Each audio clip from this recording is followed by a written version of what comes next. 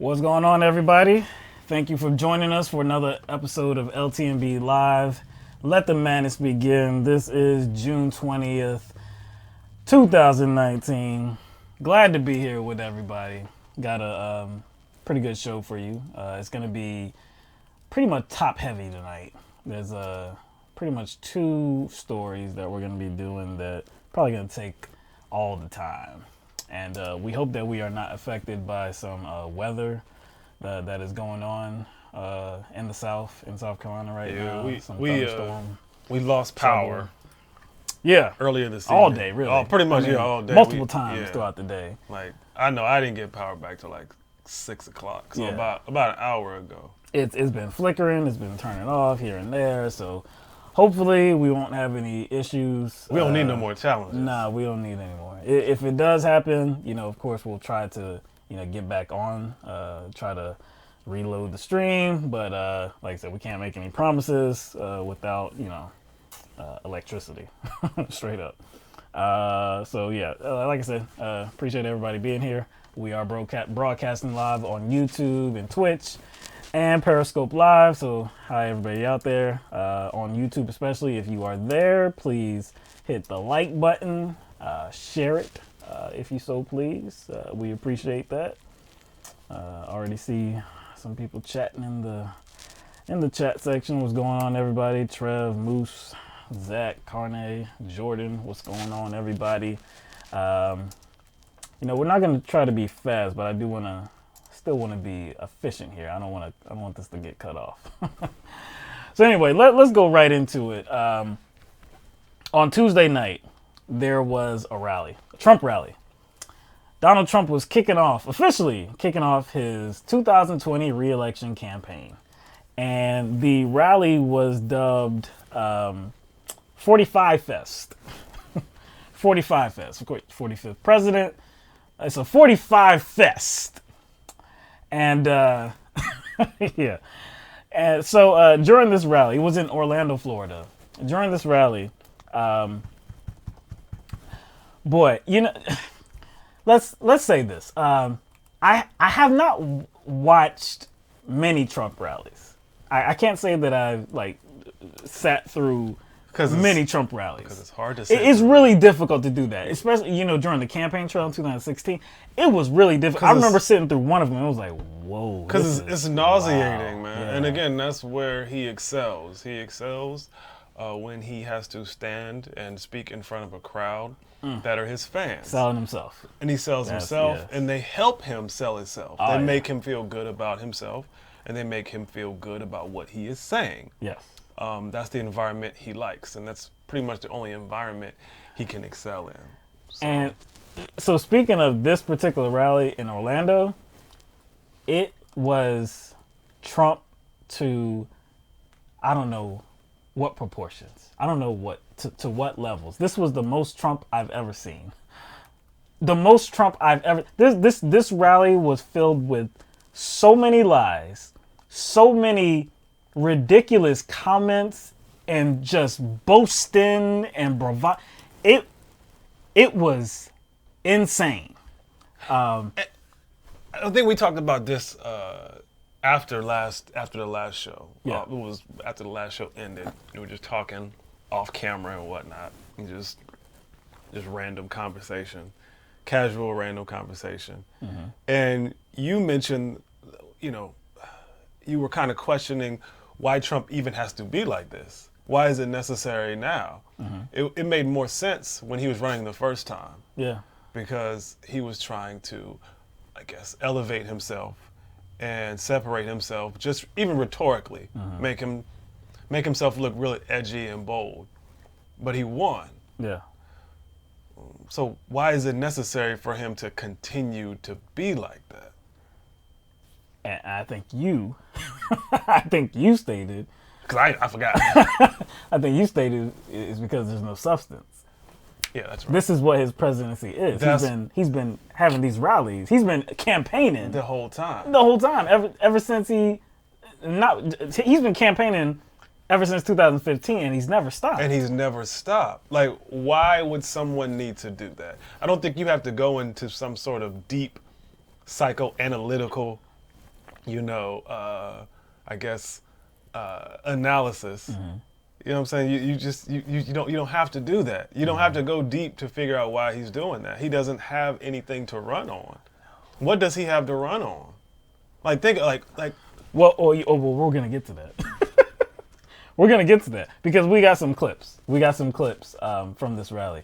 So we don't believe he has much to run on, but President Trump, he believes he has much to run on, and he believes that there is much success that is going to be coming if he is reelected. So, like I said, this was a wild ride. Okay, so like I said, we got some clips that we want to show you. The first clip that we're gonna get to, so Trump is talking about being the best, of course, winning, but he's talking about air and water quality in the U.S. in the United States of America. Okay.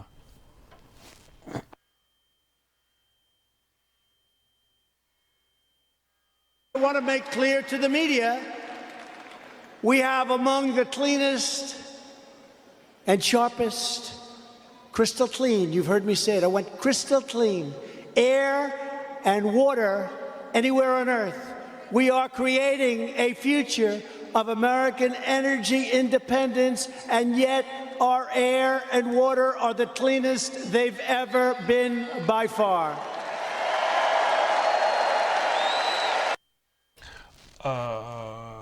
I'm gonna ask you a question. It's miraculous, man. What does that have to do with him? Well, he's the leader of the country. What does that have to do with him? Even if it's true. Even if it was true. Even though we know it's not, because him and his administration have done a good job at dismantling environmental protections and environmental regulations. Yeah. But what does that have to do with him, even if it's true? I don't know. It's wildly confusing how the air and water standards in the country could be at such a high that we have never seen before. At the same time, you're promoting our energy independence. But it's not energy independence that's related to renewable energy. No, it's fossil fuels. So more fossil fuel independence, more production of fossil fuels equals better water, better air. Because he tied those two things together. But again, what does that have to do with him? I don't know, man. Like, if he's saying that's a good thing, what did he do specifically? Other than, I guess, what did he do opposed to any other president that caused this to come about? Again, what does that have to do with him? It just seems like he's throwing out random things that he thinks will appeal to people. Yeah. And let's just say that last thing, energy independence. What does that mean for his audience? What does that mean for the lives of his audience? Like, even separate and apart from the damage it does to the climate. Like, separate and apart from that, even if it's true, we have more energy independence. What does that mean for the people in his audience? What does that mean for his base, and what does that mean for us? It means better air and better water. Other than that, what does it mean? I don't. You know what I'm saying? Like, how does the United States becoming more energy independent, right? I mean, fossil fuel companies making more money, all right? Like, and what does that mean for us? Does it mean cheaper gas? Well, he's not putting all that together. I'm saying, does it mean cheaper gas? Well, we've seen gas prices. They don't seem to be like dramatically, decreasing or anything like that. So he could at least lie. He could have. It's going to be cheap. It's going to mean cheaper gas for everyone. Now, in crude oil production, under his presidency, under his administration, we have become the #1 in the world in crude oil production. But when you're talking about petroleum and natural gas, that happened well before he ever got to the White House.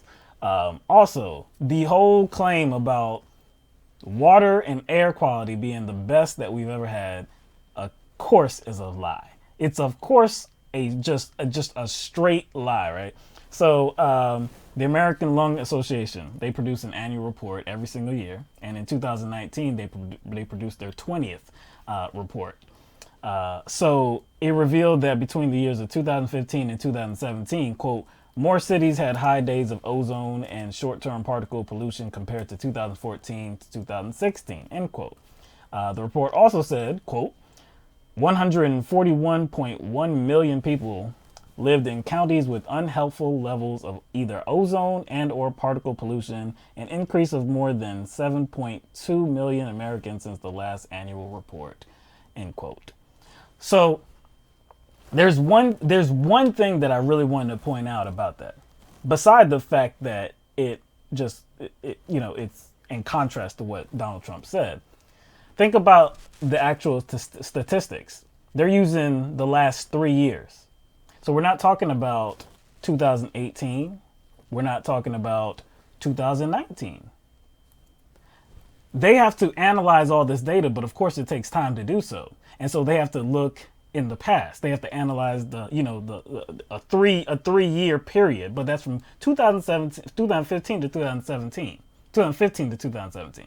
2018 numbers, they haven't been analyzed yet. So how would you know, President Trump, how would you know that right now, at this moment, we have the best air, the best water that we've ever had? You wouldn't know that. And the way it's been going, because compared to 2015 to 2017, compared to 2014 to 2016, things have gotten worse. What's telling you that things have gotten better?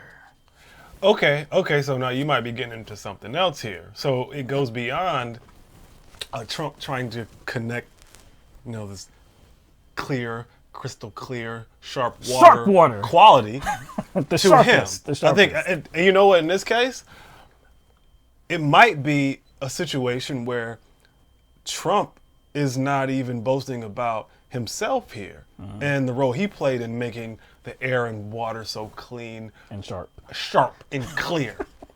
I will say, I know it's kind of going out of bounds when we're talking about Donald Trump, right?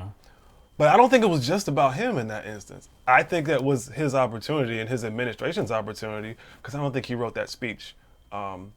It was an opportunity to offer some sort of counter narrative to climate change and the need for it. So he's going to sit up there or stand up there and talk about how clean the air and water is. And so he's, I guess, extending the agenda of fossil fuel companies here. Oh, no doubt. Not just as far as economically or monetarily boasting about, energy independence.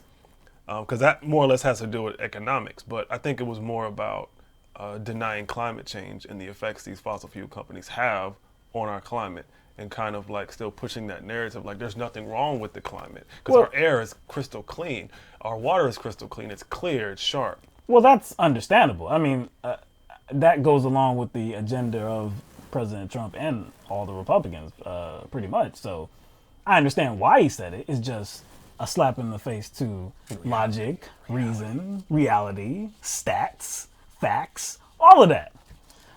So let's go to the next clip, all right? So this is about the evil socialism. Of course, they had to make its way into this speech.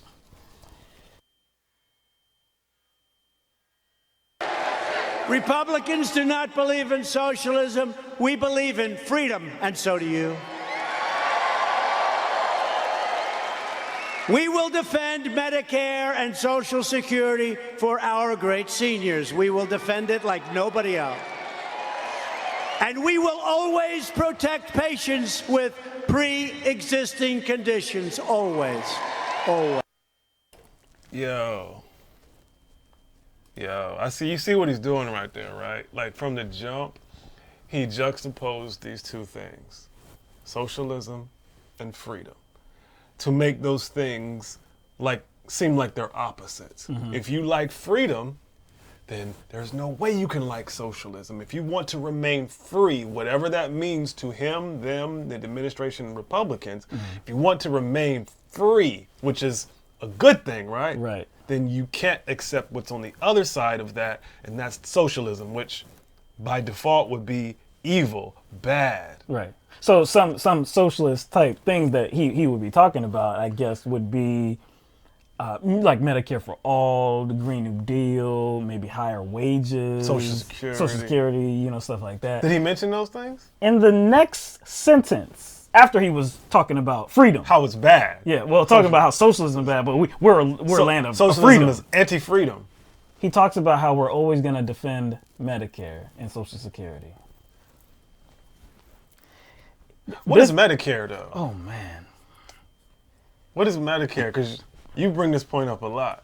How it doesn't make sense to, demonize socialism while holding up Medicare as something that's positive and good. Right. Because I've said before, if you're going to demonize Medicare for all and claim that that is socialism and that's a direction that the country cannot go in, then why the hell would you prop up Medicare as something that you will always defend? And reassure them that it's not going anywhere. And I think what's even more hilarious is him mentioning Social Security. When we all know Republicans are constantly talking about how that needs to be, that the whole Social Security system needs to be dismantled. We're running out of money. It's amazing how, again, this is from one sentence to the direct next sentence. He rails against socialism, but then defends socialist policies because they're common right now, because they're already implemented and people like them. Most I guess supportive programs in the country, right? Mm-hmm. So you can't speak ill of that. And it's not really. But Medicare for all would just be an extension of that for all the people in the country. And that's socialism, though? It's not really socialism, though. No, anyway, we're not even having a conversation about socialism. This is about the extension of social safety nets. That's not socialism. This conversation is really not about socialism. All right. So in the next clip, President Trump gets to line about abortion. So here it is. Virtually every top Democrat also now supports taxpayer-funded abortion right up to the moment of birth, ripping babies straight from the mother's womb. Leading Democrats have even opposed measures to prevent the execution of children after birth. You saw that in Virginia. Republicans believe that every life is a sacred gift from God.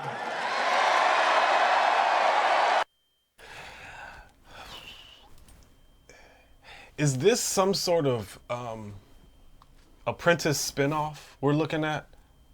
He wasn't this bad on The Apprentice. You see what I'm saying? Is this some sort of Apprentice spinoff? Because that's what it feels like. It feels like some sort of reality show / cartoon / parody show, because this shit can't be real. And as much as I despise Trump, and as much as I hate how he lies, and as much of a demagogue that he is, and as much of a toxic environment he creates, you know what I hate more? I hate those fucking people in the audience. I just can't tolerate that, because they are cheering him on. I don't think they care whether he's telling the truth or not. I don't think they care whether he's lying or not. These are obvious lies that you can easily look these things up. But think about it. These are people that get their news directly from Trump and the like, maybe Fox News from time to time as well.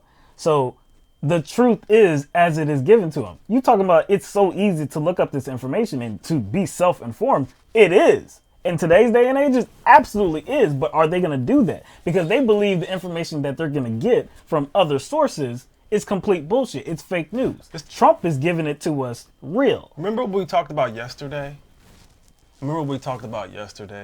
About whose responsibility it is, and I guess looking at this whole large picture concerning the deep state, FBI, CIA, NSA, intelligence agencies, these secret societies that control our lives. And we had a little conversation about that, and who is responsible for that. Like whether that's a constructive conversation to have. And I said it's really not. And this is a good example.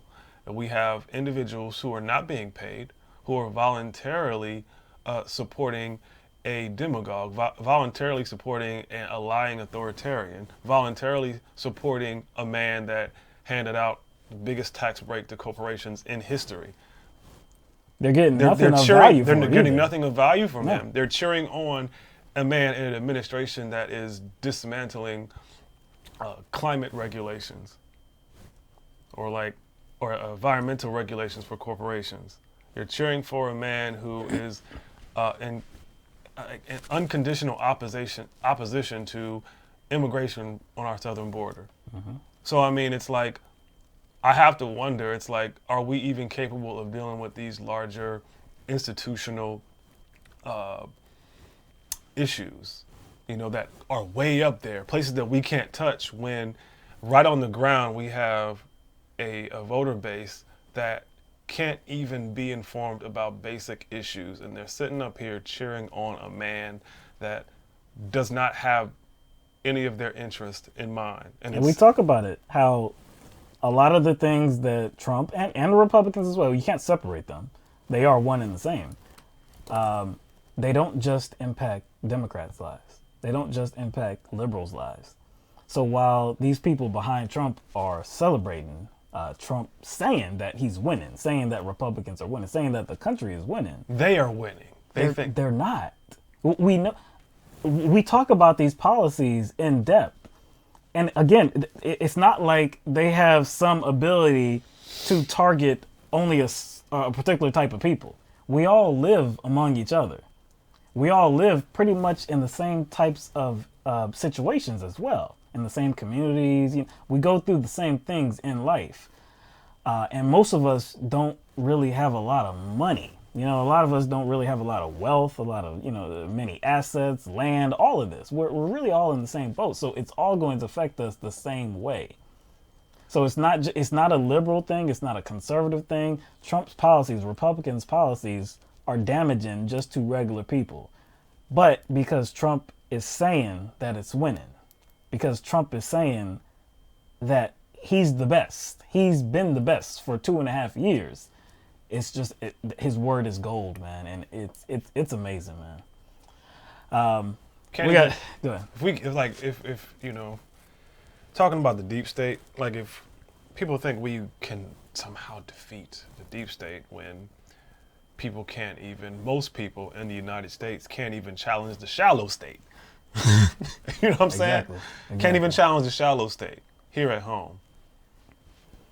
All right, so in this clip, it begins with, because these clips are going to be combined, right? So this clip that we got for you is going to show you Donald Trump Jr. first. And so the subject, it's not just one subject, but you can see that Donald Trump is going to mock Joe Biden, because Joe Biden recently, I believe, said something about if he's elected, he would cure cancer. They would cure cancer. We would find the cure. So you see Donald Trump Jr. mocking Biden for doing that. And then directly after that, later on in the speech, when Donald Trump, the president, takes the stage, he makes a very bold claim.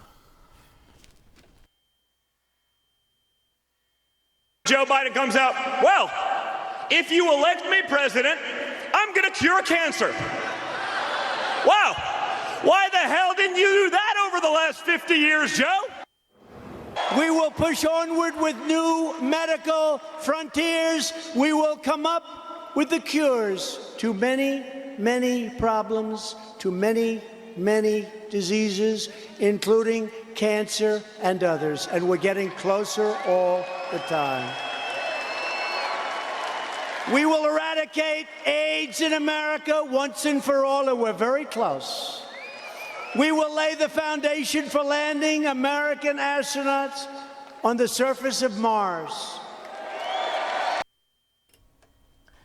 Those are some pretty bold statements. And again, yes, very, very bold.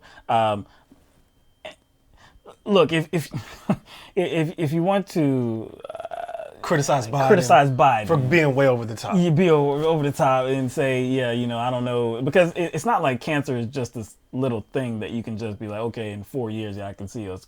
Everybody wants that, of course, but can you say that? It's probably an irresponsible thing to say. But if you're gonna mock, it's reaching, no doubt. So if you're gonna mock Joe Biden for doing that, and clearly you saw your son up on the stage doing that, why would you say the same thing and then not even just leave it at at cancer? He jumped the shark. He went straight to, you know what? We're gonna eradicate AIDS, and we're also going to land U.S. astronauts on Mars. Now, we have only been 2.5 years into his presidency. And so President Trump made some claims along the way when he was campaigning in 2015, 2016. He talked about building a wall along the southern border. Keep track of these. I'm gonna keep track of these. He talked about, I think he talked about healthcare quite a bit. Quite a bit. He said he was going to repeal and replace. Repeal and replace. And he was going to provide all Americans with not only cheaper health care, but better. Yes. And neither one of those things have been done. The wall, the repeal and the replace. None of the repeal and the none of that has been done. Now, the individual mandate has been, I guess, it's been removed, but it's still up for debate. It's going through the court system. So that it still doesn't come out to Obamacare has been repealed, and it damn sure has not been replaced, because although Trump has stated that the Republican Party will become known as the party of healthcare, he has led on to the fact that nothing will be done before the re-election. Not only did he characterize the Republican Party as the party of healthcare, back in when was that? Was that 2017 or 2018? Because we had to look it up on one of the shows, because we were trying to figure out, when this whole healthcare rollout was coming about. Oh, right. Yeah. And Donald Trump was asked about it. Yeah. I can't remember who was interviewing him, and he said the Republicans have already had something written up. Yeah. And they will be revealing it within the next few weeks. Yes. Maybe soon, Yes. within the next few weeks. That was like in 2017. And I thought, with my naive self, I thought that was going to be his big finale. Right. You see what I'm saying? So he could sell himself in 2020. Yeah. And then someone sent me a message and totally squashed my reality. This dude over here, he was like, yo, dude, looks like Trump just said he's not offering any kind of healthcare plans until he gets reelected. I was like, which is crazy. Considering what he just said. Yeah, so this is a dude that has promised bold action before and hasn't actually delivered on that.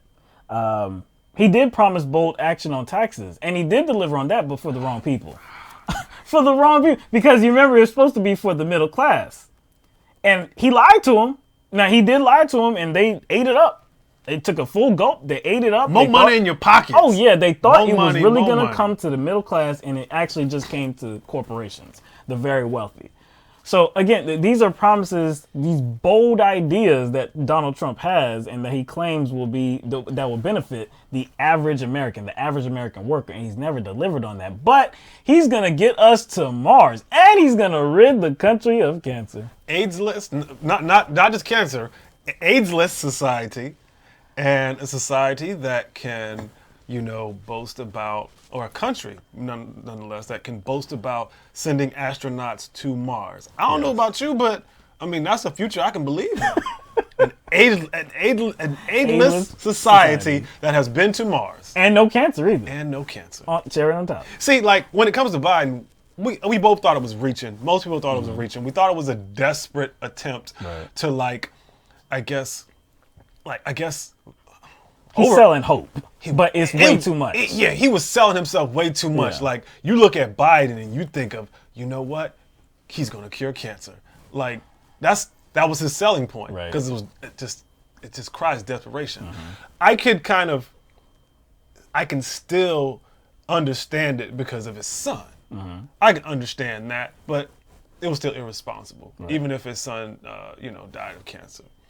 But if you're going to pick at someone, poke fun at someone, criticize someone, admonish someone for reaching, like Don Jr. did, Yep. you can't in the same rally.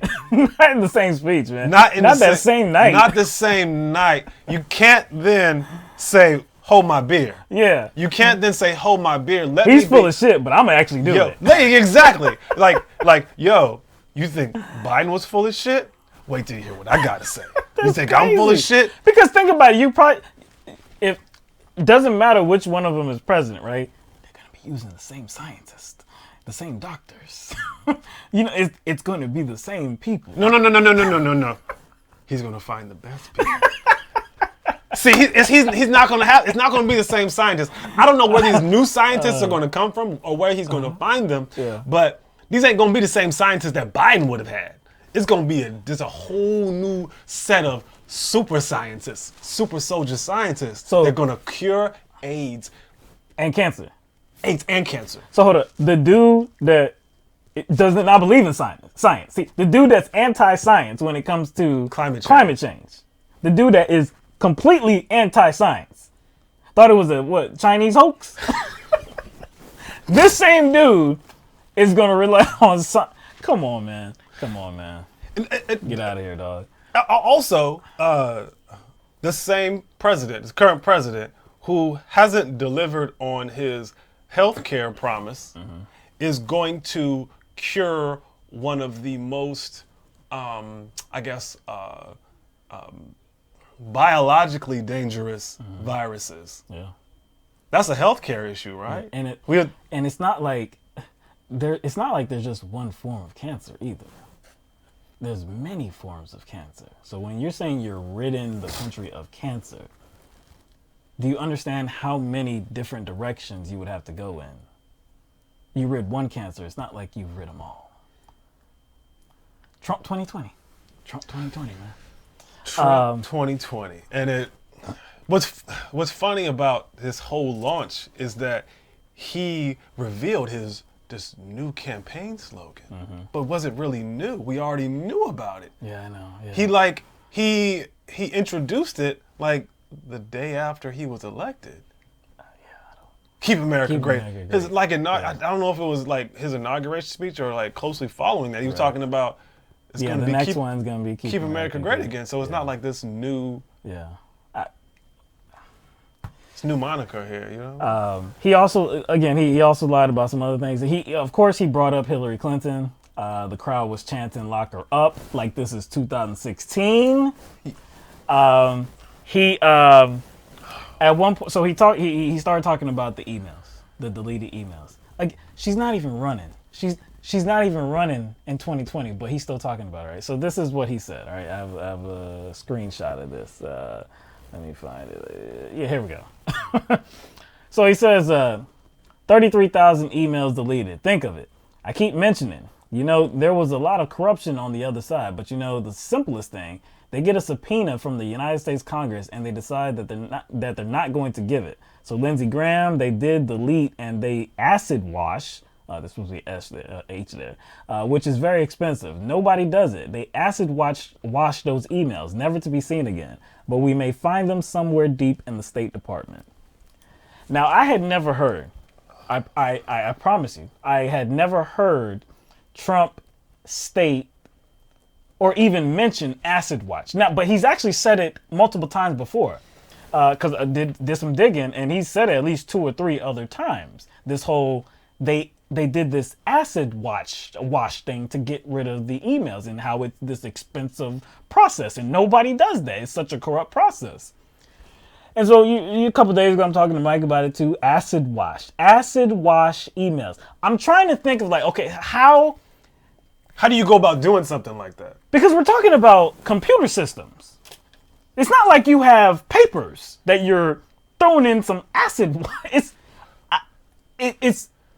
Like on pretty some- much unexplainable. Like on some Walter White shit. Yeah. Like getting rid of evidence.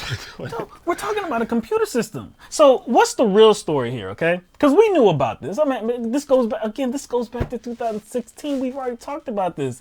And we know that, okay, so she had a private, again, she had a private server, but she had a private server company, that installed her system and everything, right? We all talked about that. So this company did delete some of her emails, and they were supposed to have done that before, the subpoena came to, provide all the emails.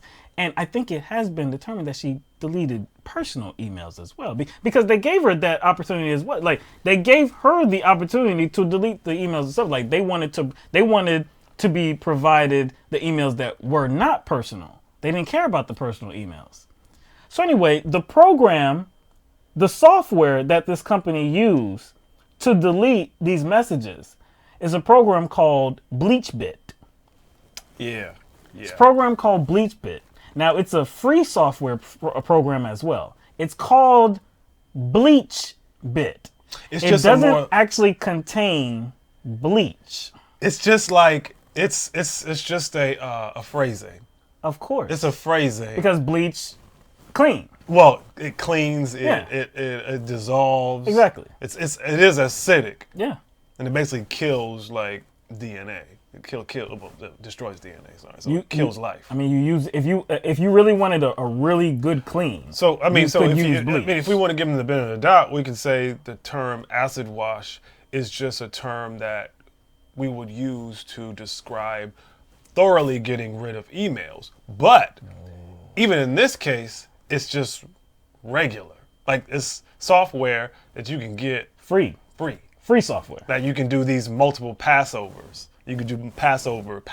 It's not illegal and it's free. It's regular ass It's software. regular. So it's regular acid washing. It's acid washing for all of us. It's acid washing that's available to everyone to use. And it's not some sort of like special advanced procedure that is just It's exclusive. not special. It's not expensive.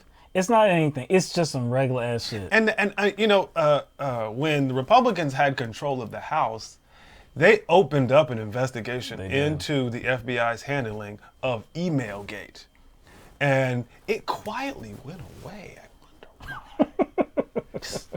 just floated away. Maybe because nothing came of it, which is funny. And he knows that. He knows that they reopened an investigation into how FBI handled Hillary Clinton's emails, and he knows nothing came of it. But he still has to sell himself, and he still has to rile up his base. And like you said, Hillary Clinton is not even running. She ain't even making headlines. She's not making headlines. Like, yo, this chick is living in your head, dude. She is like... But see, again, when we're talking about how Donald Trump is going to run for president and how he's been handling himself ever since he's been president, it's been campaigning. So he can't run on substance. One of the things that he did run on and ran well on was lock her up. And how bad Clinton was, which is interesting. Deplorables. Which is interesting. That whole thing. Yeah, which is interesting because, like, that's what we criticize the Democrats for doing. Like, elect us because Trump is so bad. Like, we're better for the country because this guy is so bad. This dude over here, Trump, he is just going to destroy the country. He's so evil and vile. That makes us by default more qualified than that guy over there. That's what he's doing too. But at least he's doing it too. But at least they were doing it to somebody that was in the race. Yeah. It's somebody that was currently in the race and was actually in the race. Wait a second. Maybe he knows something we don't know. So he's preemptively singling her out because she's going to get into the race. Maybe she is going to get in the race. Oh gosh, this is... Maybe H.A. Goodman's right. Oh, this is a headache right here, boy. So on Wednesday night, Donald Trump called into Sean Hannity's show on Fox News.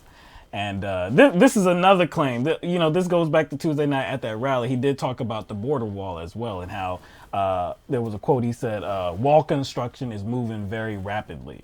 And so on Wednesday night, when he called in to Sean Hannity's show and spoke to him for, I believe it was like 45 minutes, it seemed as though even Sean Hannity was trying to get him off the show. I think he made some movement like that, like it was going too long. But on this clip, he talks about the wall again.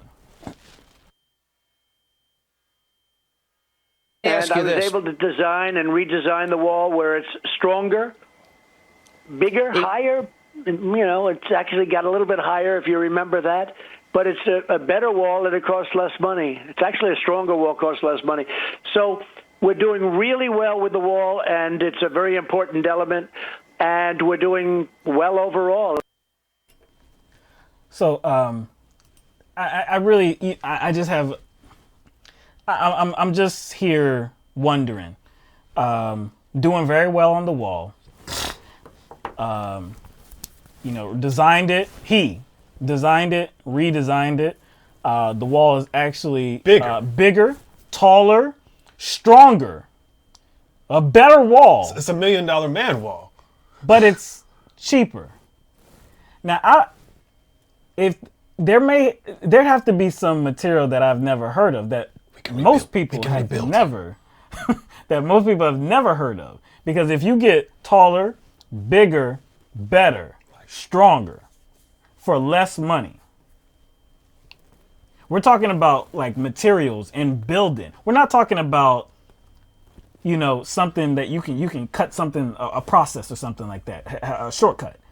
You would still have to build this thing that's heavier, I think I know. more massive. Oh, I'm telling you. Taller. He's got something in his back pocket, or he has some information we don't know about. That's not available to us. Are we talking about some new material? Are you talking about vibranium? Vibranium. See, he already know.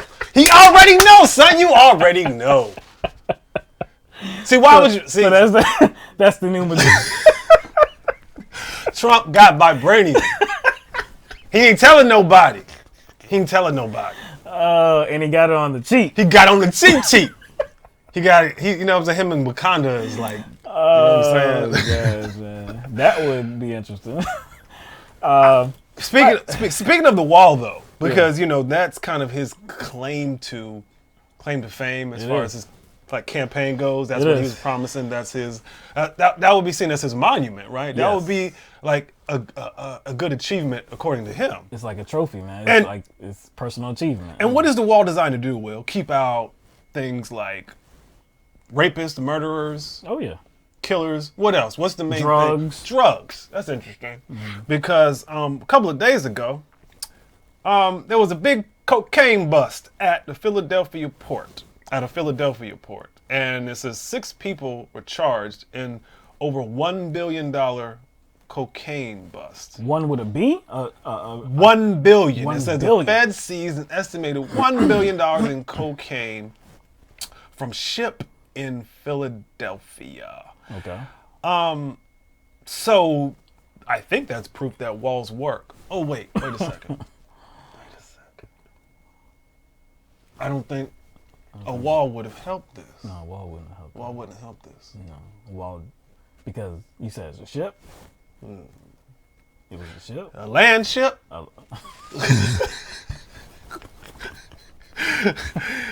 Must have been a land ship. And the port must have been one of the ports on the southern border. But how they miss the big boat? And how they get the city wrong, because Philadelphia is, so it had to be Philadelphia, Northeast. Mexico. Philadelphia. It had to be Philadelphia, Mexico. Or like Philadelphia, Texas. Philadelphia, Texas. Arizona, New Mexico. No, Philadelphia, one of those states. Yeah. I'm sure there's a Philadelphia somewhere on the border.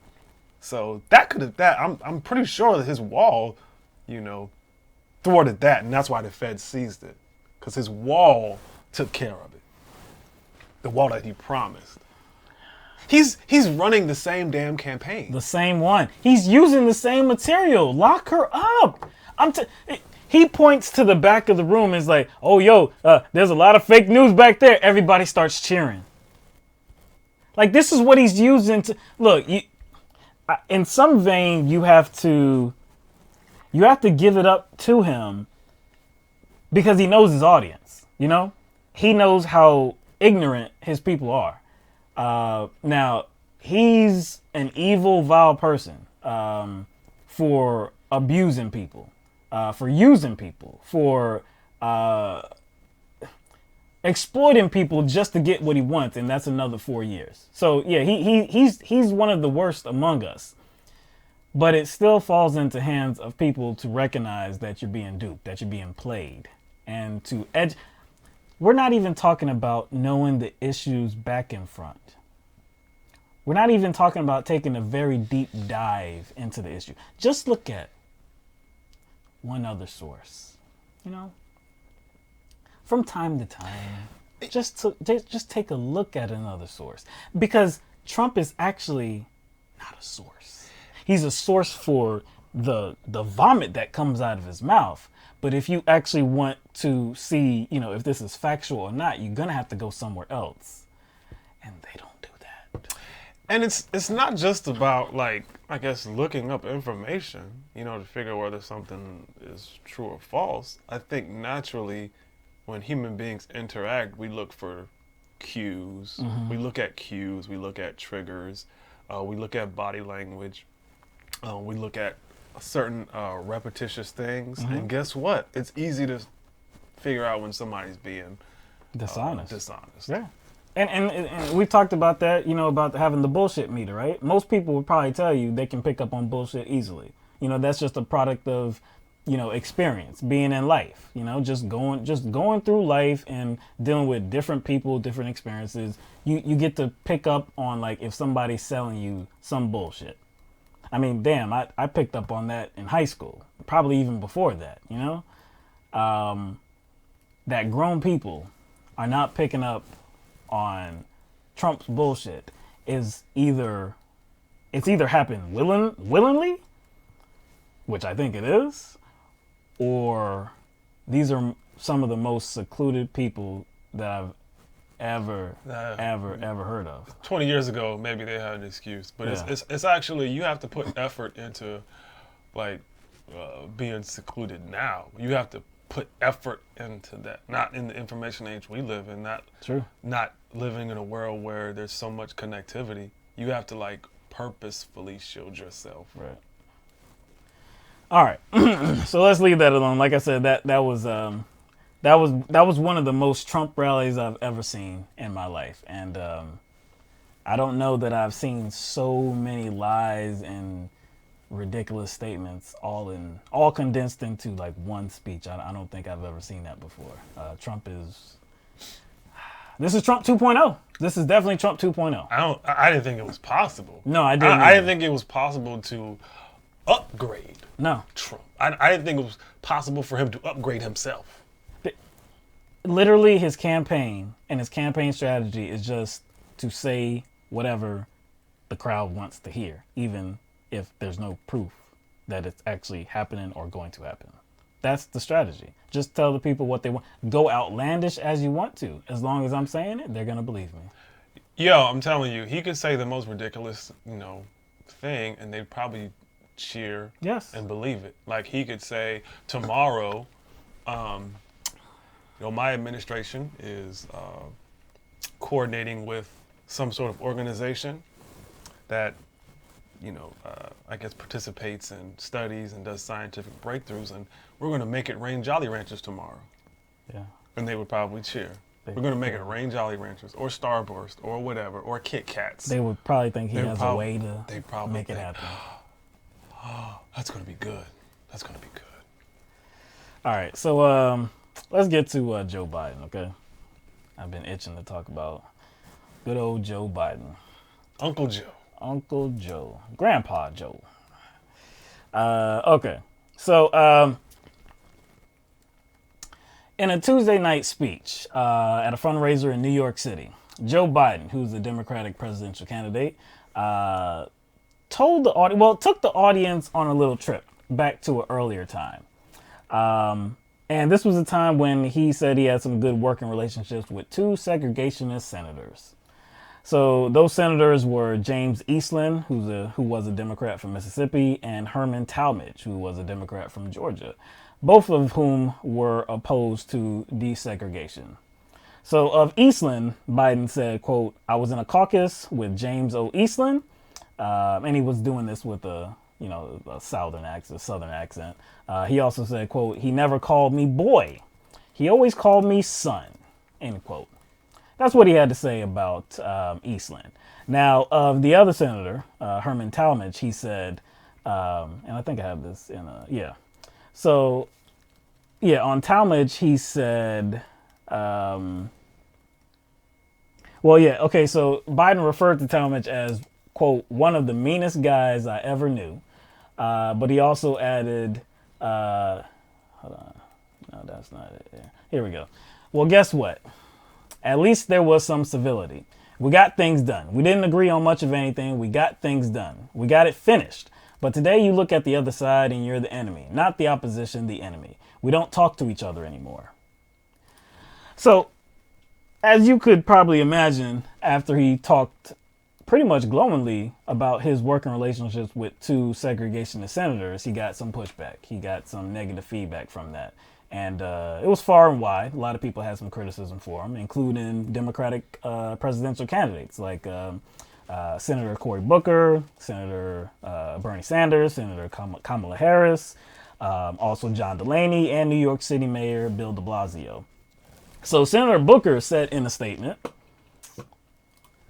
"You don't joke about calling black men boys. Men like James O. Eastland use words like that and the racist policies that accompany them to perpetuate white supremacy and strip black Americans of our very humanity.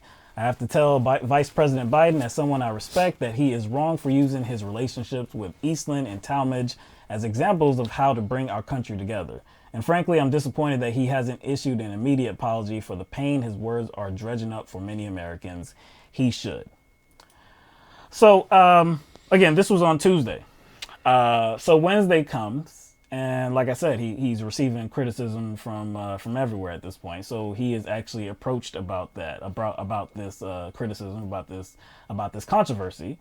And we have a clip of what he told reporters. Reporters did want to know if he was going to issue an apology. So here's what he had to say.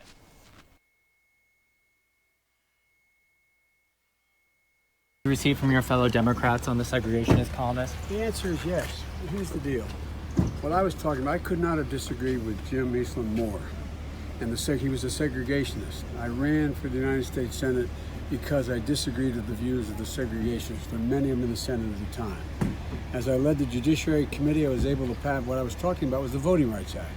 I was able to pass the Voting Rights Act when I was a young senator, when he was still the chairman. We voted against him and beat him in the Voting Rights Act. Secondly, when I was chairman of the committee, I extended the Voting Rights Act for 25 years, not 5 years. In addition to that, I made it very clear by the last time as I was on that committee, I was chairman of Foreign Relations, but I was a lead Democrat.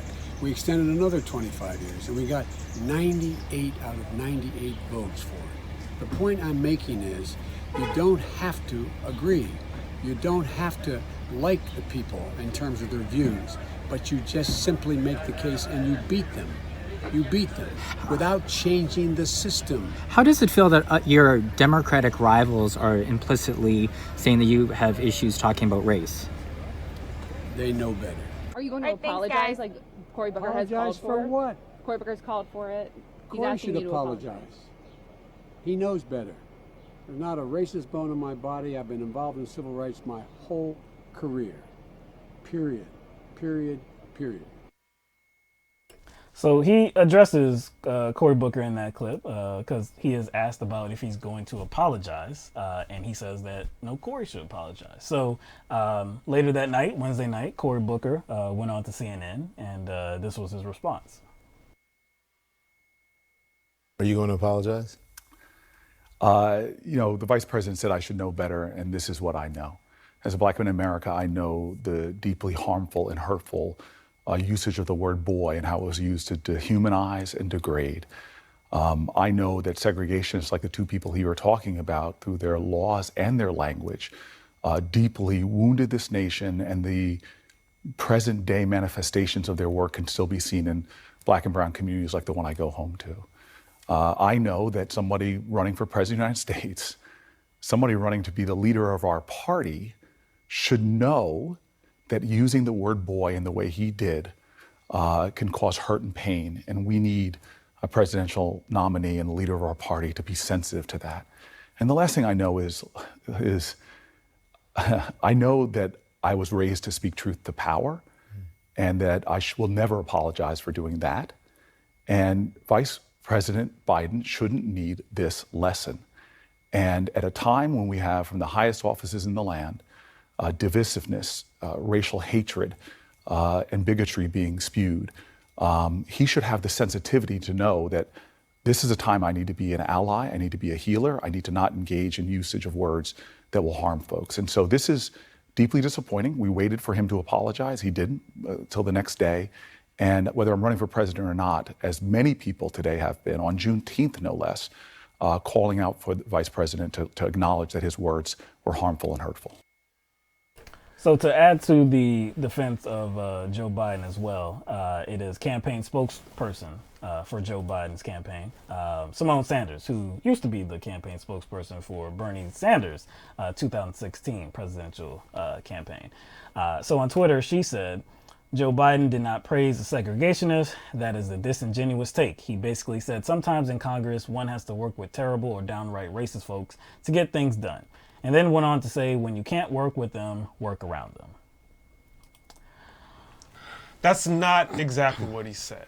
One thing that Biden seems to be real good at is giving unlikable people a chance to look really good and to come out looking like the person with the better moral standards. And he did that for God darn Cory Booker. Like, you know what I'm saying? Like, Biden is so out of touch and so ridiculous and so incredulous and doesn't seem to have the ability to just admit when he is out of touch and just wrong, that someone like Cory Booker can come along and provide something substantive to the situation. Mm-hmm. And I didn't hear anything out of Cory Booker's mouth that I could disagree with. Like, he broke it down. Like, there's one thing about Cory Booker is that he is fake, but he is fake because he knows he has to be, which tells me Cory Booker understands things more than he actually leads on. See what I'm saying? So he can be very insightful when necessary. That's why it's so easy to see through his fakeness, because we know what he knows. He's saying we know that he has kind of a deeper grasp on politics and history that should provide the foundation for him to work better for the people and make good decisions. When you hear about Cory Booker talk about marijuana and talk about people that have been in prison because of that, when you hear Cory Booker talking about this issue, his history, he comes off incredibly sincere. Yeah.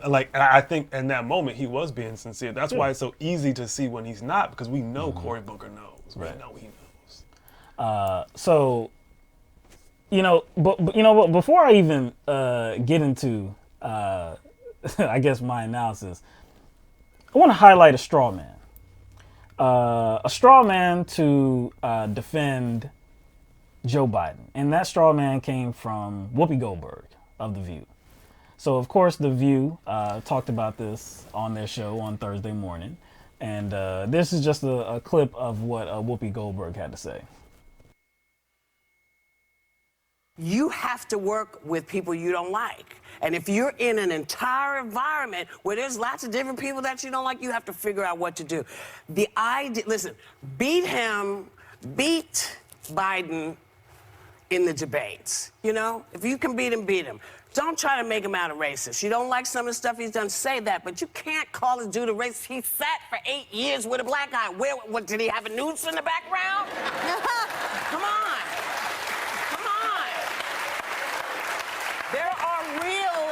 There are real racists out there. There are real racists out there. Nobody who's running has a perfect record.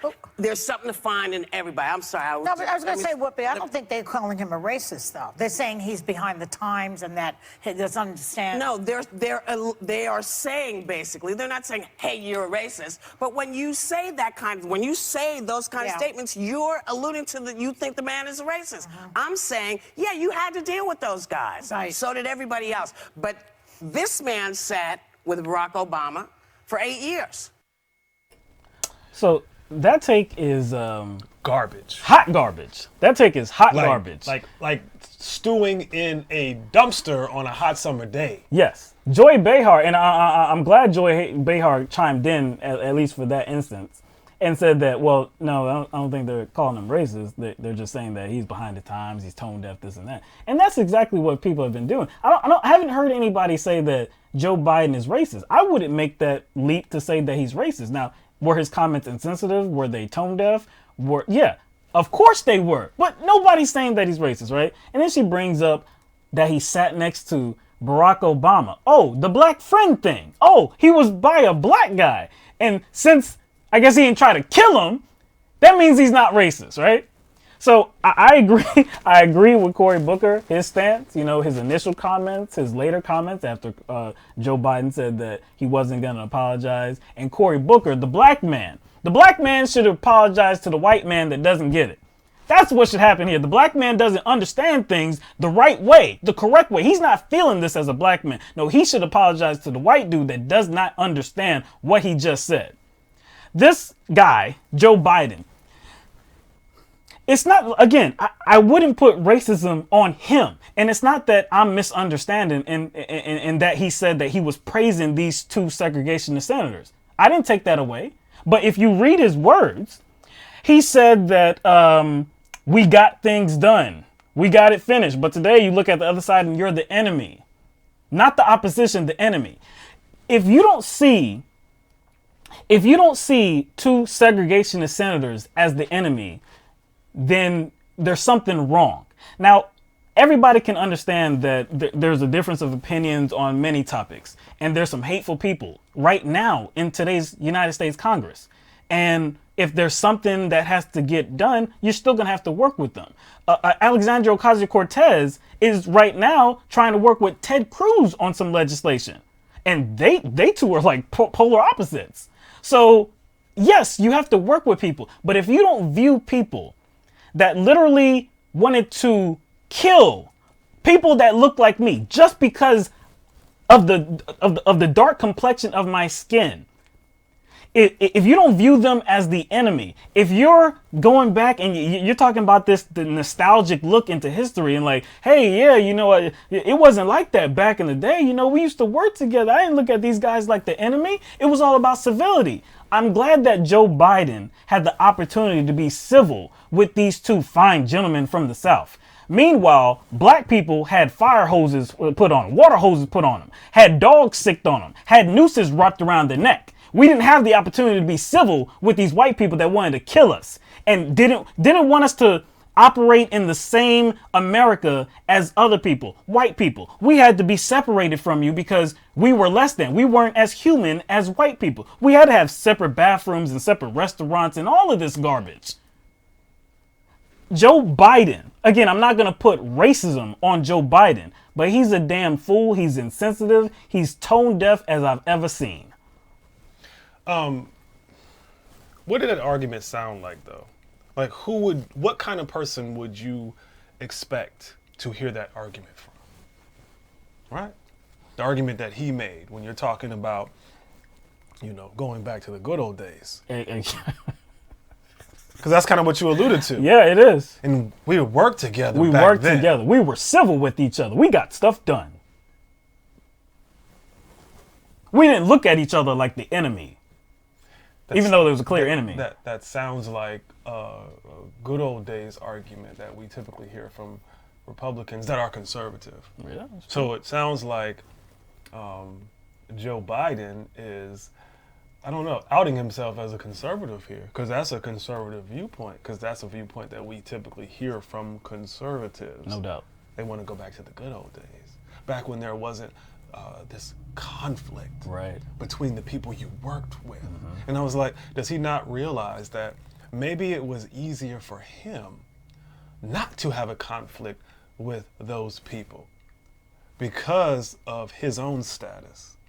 Right. You know what I'm saying? And his skin color. And his skin color. He had the opportunity and the privilege to be civil with these people. So he's kind of oblivious to other people's experience, and minus that obliviousness and naivety of his civility stance as it pertains to bigots. What's the message he's sending in regard to all this stuff? Because we got to look at the circumstance in which this conversation is happening.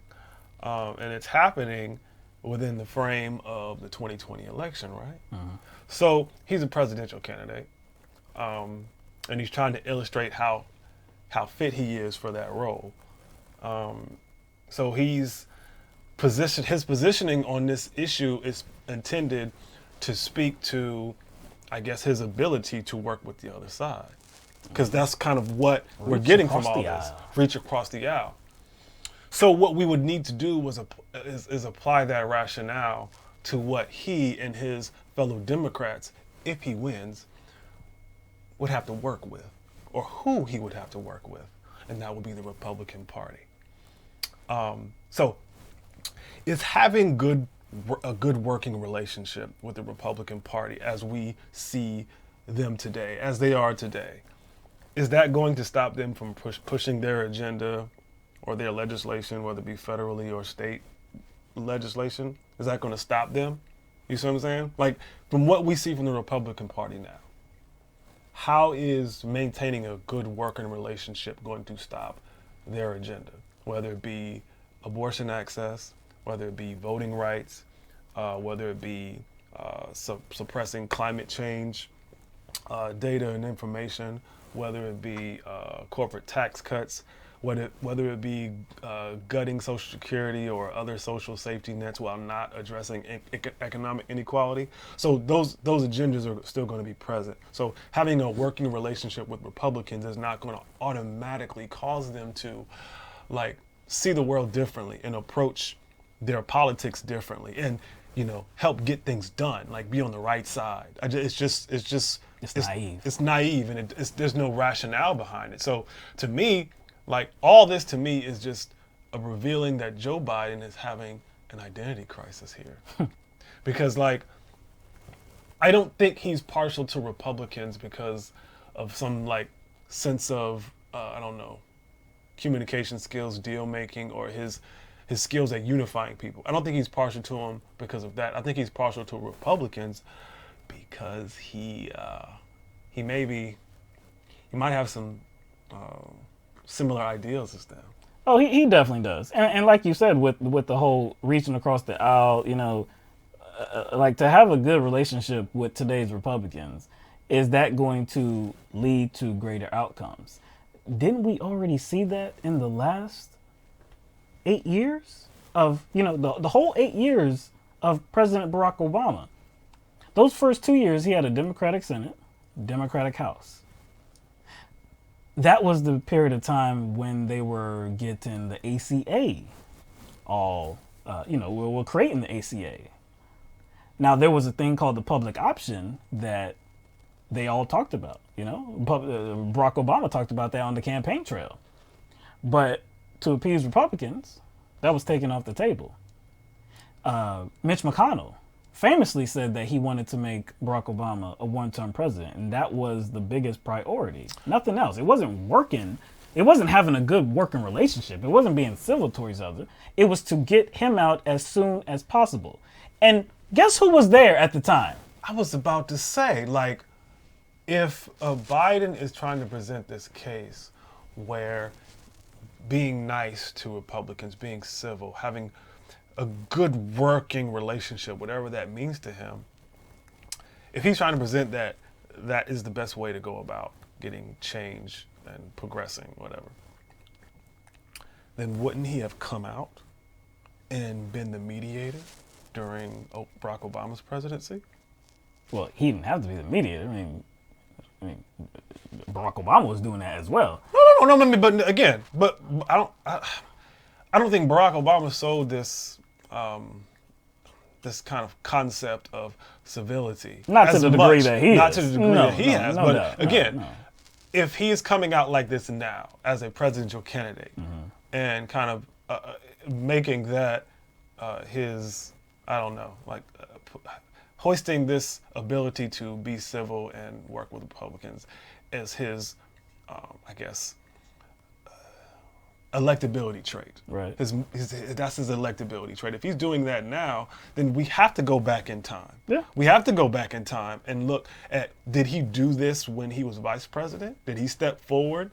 You know what I'm saying? When Republicans were being divisive? Where was that? Because we can go back in time 4 years, 5 years, 8 years, because he went back in time further than that. Way further than that, right. You know what I'm saying? We're talking about segregationists. That's Exactly. why we can go back in time 3 or 4 or 5 or 6 years, because he went way beyond that as a way to illustrate how being nice and having a working relationship with people works. Yeah, I guess it produces progress. So if it worked during the 50s and 60s, if it worked then, shouldn't it have worked during Barack Obama's presidency? So that's the point to be made. Like, why would you even talk about today's time period, like Trump politics, the Trump Republicans? Why would you talk about the situation that we have right now and how everybody is so like, you're the enemy, there's no good working relationships? Again, you could just go back just a few years. This is only 2019. You could go back easily to 2016. And what kind of situation did we have? We didn't have a situation where the Republicans were eager to work with the Democrats, right? You had a situation in 2016 where President Barack Obama fulfilled his duties as a president and nominated somebody to the Supreme Court about a year before he was due to leave office.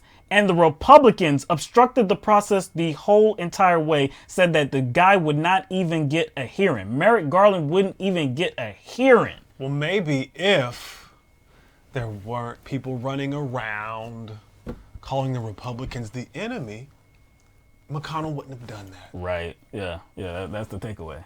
That's my golden takeaway. When Joe Biden, I guess I do want to highlight, one other thing that Joe Biden said that Cory Booker had a problem with, and that I did as well. When he's talking about James Eastland, the senator from Mississippi, and he says, he never called me boy, he always called me son. I don't understand how that's relevant to say, because we know that boy, as it relates to a white person saying that to, namely, a black man, a black male, is disrespectful. It's offensive. That goes back many, many, many years. It's contextual. Yes. So why the hell would Eastland call Biden boy? Biden's not black. Oh, see, now you're opening up another door. Exactly. Maybe Biden thinks he is, simply because he stood alongside Barack Obama. Maybe some of it. He never called me boy. It must have rubbed off on him. So he was nice to Biden, the white guy. He never called him boy. He never disrespected him with that language, with that tone. But of course, he would say that to actual black people. But to me, he was always good to me. So we had a good working relationship. And that's what we need today in 2019. The good working relationship is predicated upon how he views you, Biden. How he views you, yes. dude. Not everybody else. It's just about you. So they were good with you because you were white. Again, you had the privilege of having that white skin, the privilege of being in the Senate, the privilege of having that status, the privilege of not being deemed less than human. But hey, if Biden was black, he would easily be able to maneuver in those situations and have a good working relationship with those men if Same they two were guys. Same two guys. Yes. Same two guys if they treated him like he was less than. Oh yeah. If he treated them like he actually treated all the black people. Right. Yeah. He doesn't see how he fits in all this. He just doesn't see it. He just doesn't see it. That's man, first of all, Whoopi, if you recognize, I know she recognized it, because I mean I saw it in the short clip, and we weren't even there in the environment. When Meghan McCain is smiling and agreeing and nodding with you, her head at you, like, "Yep, you got it right, you Whoopi." got it right, Whoopi. You might On an issue like this. On an issue like this, you might want to rethink your position. Right. Maybe look in the mirror and say, "Hold up, why is Meghan agreeing with me here?" It's like she's number one, she was issuing straw men, and I think she was being very disingenuous, and she was being completely irrational because, like, one thing that stood out to me, other than some of the other things that she said, was when she said something about wait for the debates. Yeah, she said beat him in the debate. So basically, what Whoopi is saying is that don't say shit about Biden. Well, Cory Booker is being disingenuous here. He's taking it somewhere where it should not be taken. But Whoopi took it there. Nobody threw racism at Biden. I didn't even throw racism at Biden. Now, he's definitely insensitive. This is a race issue, and he is tone deaf. Like probably I've ever seen before. Not like I've never seen. I've seen this before, but Cory Booker didn't throw the label of racism at him. Nowhere did Cory Booker say anything about Biden being a racist. Cory Booker challenged his words because they were irresponsible, they were hurtful, they were painful, they were disrespectful, and they were tone deaf. And that's why he challenged his words. This has nothing to do with the campaign. Yes, Cory Booker is a presidential candidate. And there are many, like you alluded to, not alluded to, you said it. Cory Booker is fake from time to time. We have caught Cory Booker being fake and phony. We've seen this, right? But in this area, he doesn't need to be that at all. He doesn't need to add anything on the top of this.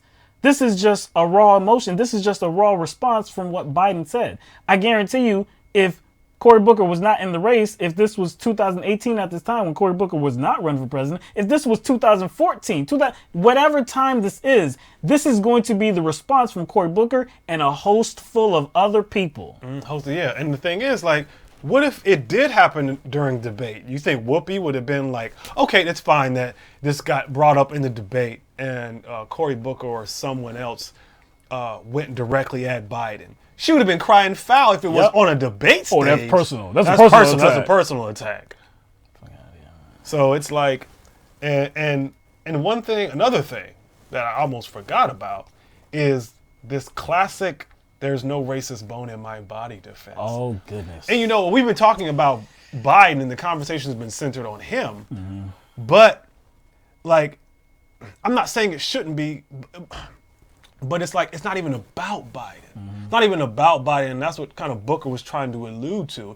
It was that he was, in essence, Biden taking this position, he was kind of erasing the experiences of a lot of people.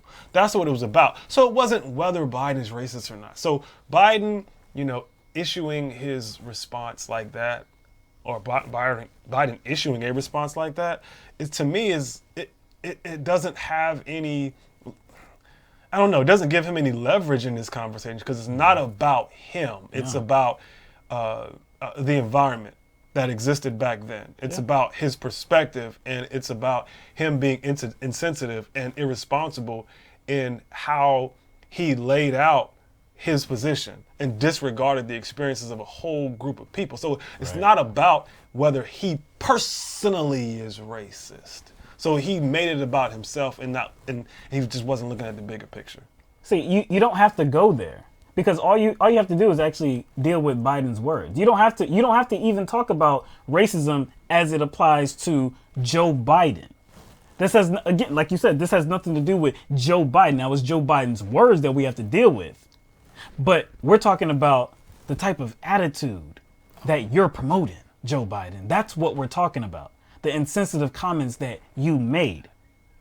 That's not new. No. It's like an attitude that, like, fits in with, like, I don't know, like, his attitude fits right into the patchwork quilt of this, like, bigoted foundation this country is, established in. Right. So, I mean, so it's not even about Biden. It's just that he was expressing attitudes that are all too common amongst people who come from that era and who have that attitude. Now, what is funny, though, here is yesterday, on Wednesday, if you had paid attention to Cory Booker's Twitter account, he made a post, and it was about Biden. Actually, it was in response to somebody that I guess wasn't too keen on the prospects of voting for Joe Biden in 2020. So he actually reposted this with a comment, which, I mean, I wouldn't expect. I really wouldn't expect this. So this is what happened. So somebody named Emily wrote, "Me realizing I'm going to have to vote for Joe Biden in 2020." And Cory Booker said, "No, you won't." You won't. I was like, damn. Like, that's not a typical post that you would expect from, a presidential candidate, a U.S. senator. Cory in particular. Yeah, you would. Oh, wait a second. That's very edgy. Maybe it was somebody else. You already know where I'm going with this. Maybe it was somebody else. Maybe it was a recent addition to his life. Something that I'm not too fond of. Maybe it was his boo. The boo? Maybe it was the boo who did that. Yeah, that's not typical Cory Booker. That's not typical Cory Booker, but it was funny. It was funny. And it's a shame that like Biden has that special ability to make Cory Booker look good. Yes, reasonable. If I can point to a talent, yeah, that's one of Biden's. That's talents. one of Biden's to make Cory Booker look like reasonable. He's a good candidate. Like he's a human. Make Cory Booker. Cory the Booker bot. The Booker bot 3000. Because make him look human. And what does that is because I think when Cory Booker gets into the phoniness is when he has to think. When he has to think. When he sees something that Biden said, like these comments, you don't have to think about that. That's just an initial reaction, not an initial reaction, that's the appropriate and just immediate reaction to what he said. Many people had that same reaction. That's why many people were talking about it. That's why news outlets were talking about it. It's the appropriate response, and that's the exact response that Cory Booker had. There was no thinking involved. And think about like how many times this has happened. Joe Biden is not willing to just like accept that he's at fault for anything. Right. Anything. And he just does it in a less abrasive way than Trump does. He does. He really does. I'm not saying they're the same. I'm definitely not saying they're the same, but their inability to like take responsibility for something almost is the same. It's just that Joe Biden is a little bit smoother with his. He is, yeah. And I think I'm comfortable in saying this, in that Joe Biden is coming off worse than Hillary Clinton. Oh, yes. And we have talked about that before. I have to, I guess repeat it again. It is not lost on me that Joe Biden, the white guy, is telling Cory Booker, the black guy, that he needs to apologize for something that Joe Biden said that was just flatly insensitive and tone deaf. The black guy has the appropriate reaction, being black and all, and understanding what history is. And you're telling him that he needs to apologize. And it wasn't, Cory Booker was like, his statement didn't revolve around, I'm mad at you. No. Hey, but let me tell you why, your perspective is wrong. Exactly. And give you a kind of a broad outlook outside of myself. Yeah. But he still couldn't accept it. He couldn't accept it.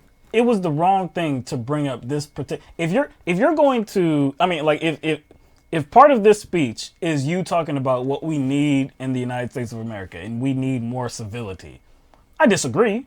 If you're talking about we need more civility in this way, we don't need to see these people as our enemies. We need to have more civility. Well, it depends on what they represent. It depends on what they're actually pushing for. If they're pushing white supremacy, then yes, of course, they are the enemy. There's no two ways around it. That's it. That is what it is. But if you're just, I guess if you're being in a general sense, talking about we need to, behave, in a better way with each other. We need to treat each other better. We need to be more civil with each other. Okay, fine. But to bring up the specific example with these two senators who were segregationists that viewed black people as less than human, to bring up that particular example, like to get nostalgic about it and like to go back to this heyday, this better time, like you said, like this better time in history that we need to get back to. We got things done back there because we were civil with each other. Us white people that believe this and those other white people that believe that, we were civil to each other.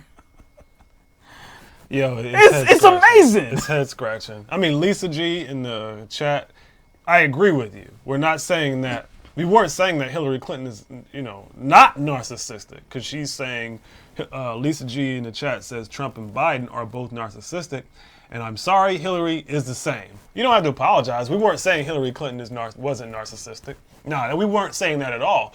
We were talking about it in regards to optics. Yeah. You see what I'm saying? That's all we were talking about. And Hillary Clinton is not going to look as stubborn.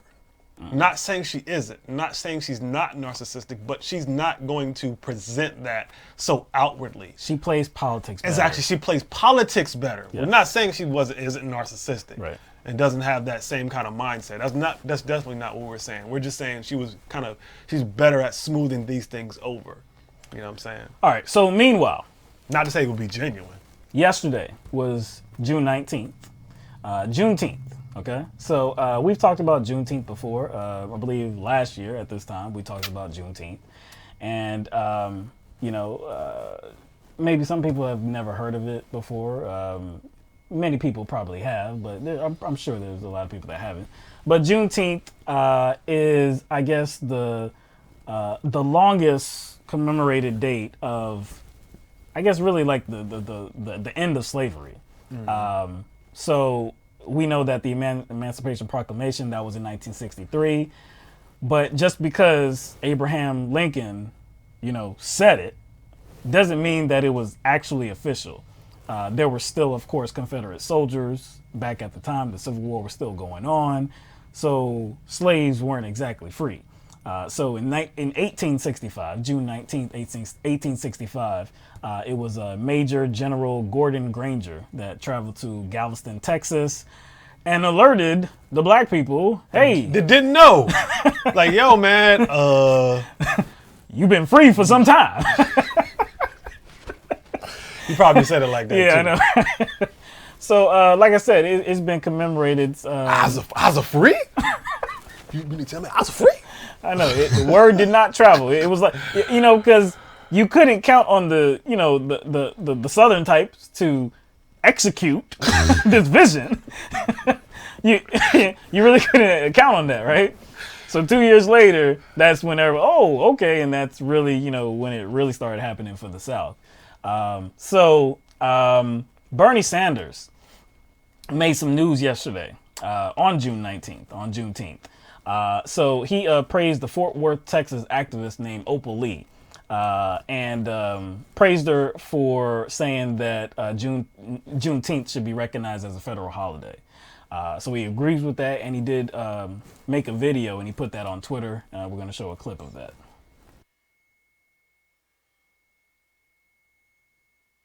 I want to take this opportunity to congratulate a woman, Opal Lee of Texas, who is 92 years of age. Generation after generation doesn't know about Juneteenth, and that's my passion, to make everybody aware of the 19th of June, that we were freed.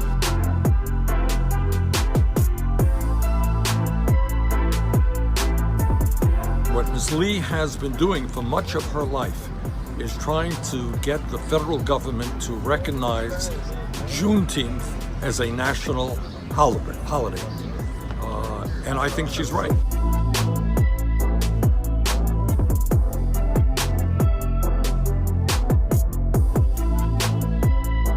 I think that understanding the legacy of slavery, the horrors of slavery, the millions of people who died as a result of slavery is something that the federal government should acknowledge. So I want to congratulate Ms. Lee on a lifetime of struggle, and I hope in her lifetime we can accomplish her goal. I appreciate what he's been doing, and I want him to continue.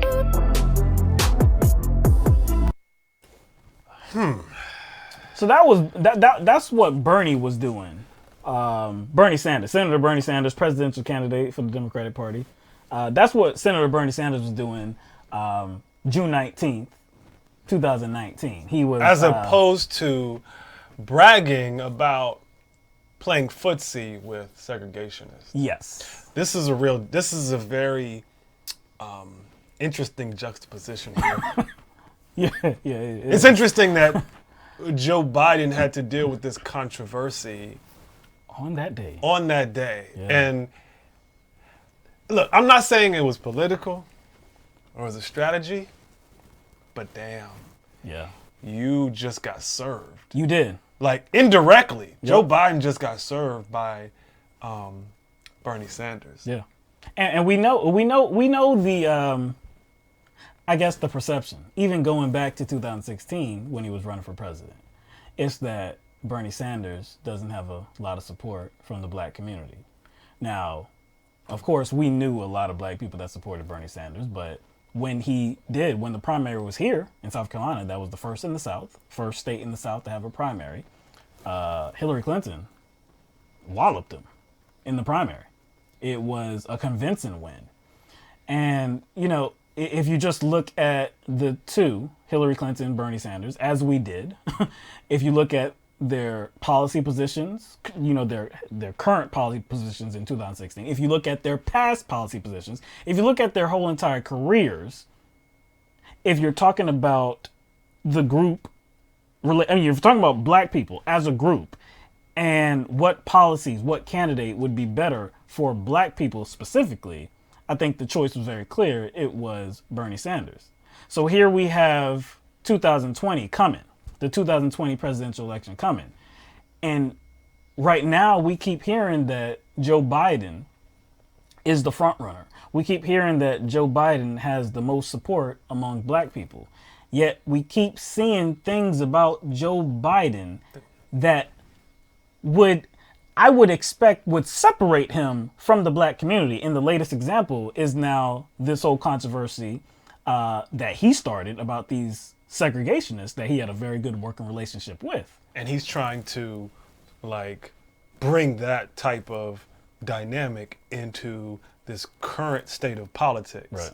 And so I don't see how anyone, no matter what ethnicity you are, can even trust that. But since we're talking about black people, right. I don't see how you can trust somebody like that, thinking that, he can somehow extrapolate things that he experienced in the 60s, 50s, and 60s with segregationists and bring that into this current day and age with this modern politics. It's something that, to me, just makes me scratch my head. And it just seems as if he is being his support amongst black people is more like he's just grandfathered into it. Yeah, and it would seem that it would be because of Barack Obama, because he was tied to Barack Obama, the first black president in U.S. history, because he has that special place in history to be that man's vice president. Automatically, the black support transfers to him, which is asinine. You look at the man's history, okay? You look the crime bill in the 90s that he authored. Anita Hill, this dust up right now. He can say all he wants to that he has fought, he has spent his life fighting for civil rights. Okay, you can say that all you want to. Where's the proof in the pudding? Where's the evidence of that? For you to have such an awful take, just such a bad take on civility and politics and on two segregationist senators that you were working with, it blows my mind. Now, Bernie Sanders, though, for him, and like you said, this could be political. We don't know if this was something that was in the works and it just so happened. His campaign was like, hey. But you know what? It makes sense because it was going to be June 19th It's going to be anyway. June 19th anyway. Yeah, so of course it's political because he's running for president. But when you look at this decision in this video by Bernie Sanders and him, celebrating Opal Lee, it's not something that stands out, It's something that, of course, we want to highlight because, of course, we agree with it. We support it. But it's not something that really stands out as it relates to Bernie Sanders because this has been him. This has been Bernie Sanders for many, many years. It doesn't stand out. If somebody else had done it, maybe you would be like, that's some politicking right there. That's some political expediency. You can see that they're just trying to get votes here. And Bernie Sanders, of course, he has his campaign in mind. But again, this doesn't stick out. This just follows the long line that he has been traveling in for many, many years. And like you said, he's serving up Joe Biden some noise, man. Some noise, man. He's very, very, very indirectly. Yeah. It's subversive. I can't like definitively say this was like a kind of a campaign move, right, as a response to Joe Biden's troubles. No, and like to capitalize over Joe Biden's troubles. It was going to be June 19th. Even if anyway. it was a good move. It was a good move. I still approve. That's true. So you mentioned something about Joe Biden always mentioning how he fought for civil rights. That's right. And you were questioning whether His is whole that life. true or not. His whole life, and whether that's true or not. And what does that really mean, considering how he maneuvers? And something we mention all the time, and something we'll keep mentioning until he drops out, is how he pocketed $200,000 during the midterms. During the midterms. Right. Just to be nice. About a week or two. A week or two before the midterms. Right. And who did he pocket that $200K for? Who did he pocket that $200,000 to promote? A Republican. Not conservative. Just yeah. Very right wing. Very right wing. Anti-abortion. Yes. Anti-climate change. Yeah. Anti-healthcare. Right. That's him being nice to the other side, helping the other side get elected. Now, you can't say you've been advocating for A, B, C, or D all your life or in any time. You can't say, I've been advocating for this, this, and this, so you can't say nothing about me, but then give stump speeches for individuals who are the antithesis to the things you say you're about. All that goes out the window. It doesn't make any sense and it doesn't add up. So you've been fighting for civil rights your whole life, except for this one time where you took $200,000. Isn't that civil rights? Isn't that that's a civil right? Yes. Fred Upton, that was his name, in Michigan. Fred Upton, he was running a re-election campaign. He won by about a 0.5 percentage point against the Democratic challenger. And I've said before, if he didn't want to show up for that Democratic challenger, Joe Biden, cool. Nobody expects everybody to run around the country endorsing everybody, making speeches for him, show him up for him. No. But you went to the extreme. Above and beyond. Yeah, and you actually advocated for the Republican, the far-right Republican in that race, yet you have always fought for civil rights. And I guarantee you he would say the same thing about those three major issues that right-wing Republican was fighting against. Of course. Abortion, health care, and climate change. I guarantee you Joe Biden would say, see, I've been an advocate for all those things my entire life. I was like, no. You helped re-elect somebody to Congress that's not about that. Not about that. So how you... Yeah. How does that doesn't wash? That does not wash, man. All right, so let's get to. Actually, we're gonna go back to that same speech that Joe Biden delivered on Tuesday night in New York City. Yeah, he had multiple hits. Oh yeah, he had multiple hits. All right, he hit for the cycle. He did, man. He hit for the cycle. I guess he had to keep giving something to him, not to us, not to the actual people that he wants to vote for him. Oh, he had to keep giving me. People who giving him money. Give him that money, man. Because this was an upscale. It was a button-up event. Gala, It was a button-up event. You know, people in suits and ties and very fancy dresses and hors d'oeuvres, and it was very fancy. It was upscale. I've never heard you use that. Hors d'oeuvres. I've never heard you use that word before. Ever. Throughout the history of LTMB, I have never heard this dude say hors d'oeuvres. I ain't never had a reason to. I don't eat hors d'oeuvres. I don't go nowhere where hors d'oeuvres are served. Not my lifestyle, man. Not my lifestyle. It's not your stilo. Huh? No, not at all. But that's Joe's. That's Joe's. So again, at this upscale fundraiser in New York City that Joe Biden was at, and he was giving a speech, he also made some comments about wealthy people. So this is what he said. By the way, remember I got in trouble with some of the people on my team on the Democratic side because I said, you know what I found is rich people are just as patriotic as poor people.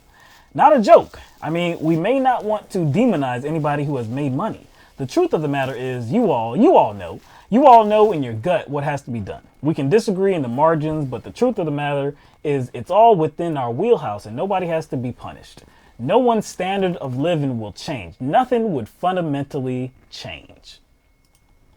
Now, he has said, things like this before, and he has drawn, I guess, differences with somebody like Bernie Sanders and saying that he's not Bernie Sanders. I believe he said that in March, in a speech in March, and saying that he's not Bernie Sanders, but he's not the Bernie most Sanders. Progressive candidate. He's the most at the same time. Yeah, yes. Okay, all right. Not Bernie Sanders, and I don't know if he implicitly said it or explicitly said it, that he would not raise taxes on the wealthy. I don't know if he just blatantly says that, but that is exactly what he suggests. That he is not looking to raise taxes on the wealthy. The wealthy are just as patriotic as poor people.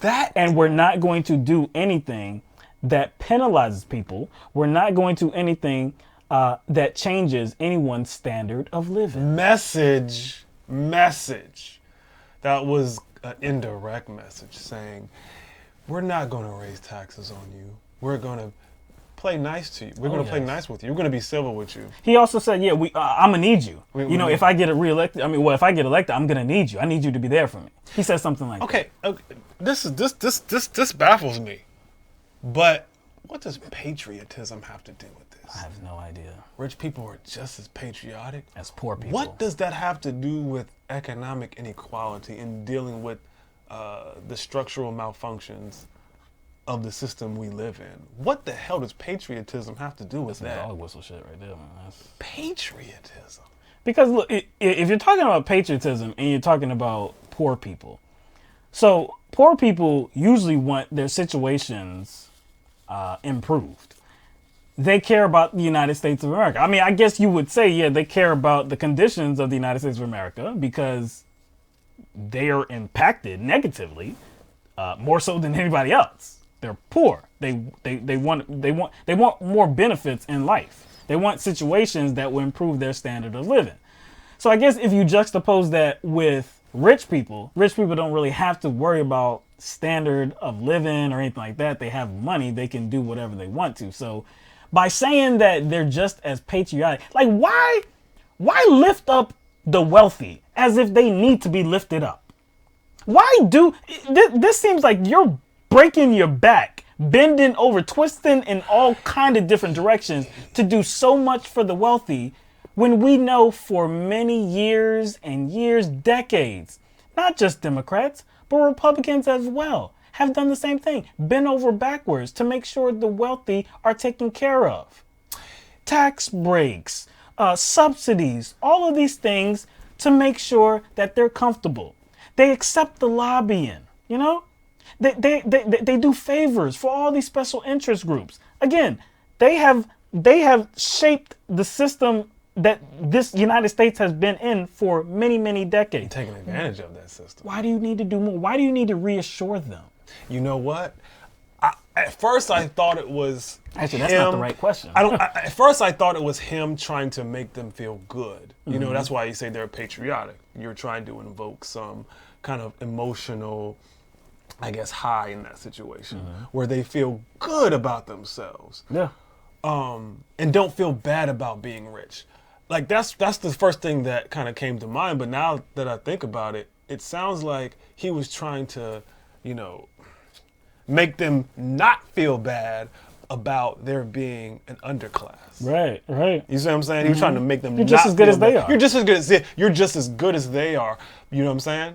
It felt like he was trying to make them say, hey, this underclass, that's not you guys' fault. But what did we start to show off with? What were we talking about? What, Trump? Trump. Yeah. And the moment, we talked about a lot of moments, but remember the moment where he intentionally placed freedom and socialism next to each other to kind of present this narrative that socialism is bad. Right. And if you're for freedom, which is something that's perceived as good, something that you want, automatically socialism is bad and something that you don't want. Biden kind of did the same thing here, because instead of freedom, he used the word patriotism. Do you see what I'm saying? Yeah. So patriotism is, hey, you guys are patriots and you're making money and you're wealthy and we're not going to question that. And what would be on the opposite side of that? What would be on the opposite side of that? This kind of capitalism that he was catering to in that moment. What would be on the other side of that? A more equal, a just system. I guess it would. A socialist type system. I guess it would. He was doing almost the same thing, but see, Trump's was just more sloppy. He was more sly with his the entire way. And I think you pointing out the fact that he was saying your way of life is not going to change. Not going to change. That was a sly way of saying, hey, we ain't going to get in your pockets. No. But see, if you don't get in their pockets, well, like you said, nothing's going to change. Your standard of living is not going to change. I guess he told him exactly what's going to happen and what his agenda is going to be. But see, look, I know there's a lot of talk about billionaires. Bernie Sanders talks about billionaires. Alexandria Ocasio-Cortez talks about billionaires. A lot of people talk about billionaires and how it could be immoral. It definitely could be seen as immoral to have a society full of billionaires when people are struggling to eat, afford food and clothes and shelter. I mean, it does seem like it's immoral. Me personally, the idea of having wealthy people in the country and in the world, just on its face, I don't care. I really don't care. On its face, if we live in capitalism, right? If you have some innovative idea, you have a product, you have a service that a lot of people want, you're able to make a ton of money off of. Cool. I have no problem. Make as much money as you want to. I have no problem with it. The only problem comes in is when you're trying to corrupt the system. When you keep lobbying to keep things the way they are. No. Not to keep things the way, because if we started at ground zero, nobody would have a problem. Yeah. But we're past ground zero. We're already at the point where these billionaires, these very elite type folks and wealthy people have already lobbied the system, lobbied government for so many years. We're already at that point where we have a negative effect on poor people, on most people in the country. We're already at that point. So that's why anybody would have a problem with these people being so wealthy, is because you're taking advantage of the system. You're exploiting people. People do not have the semblance, just even a notion of dignity. They can't even live with that because you have corrupted the system. That's why we have a problem. But good old Joe Biden is here to tell all these wealthy people that the standard of living is going to remain the same for the wealthy people.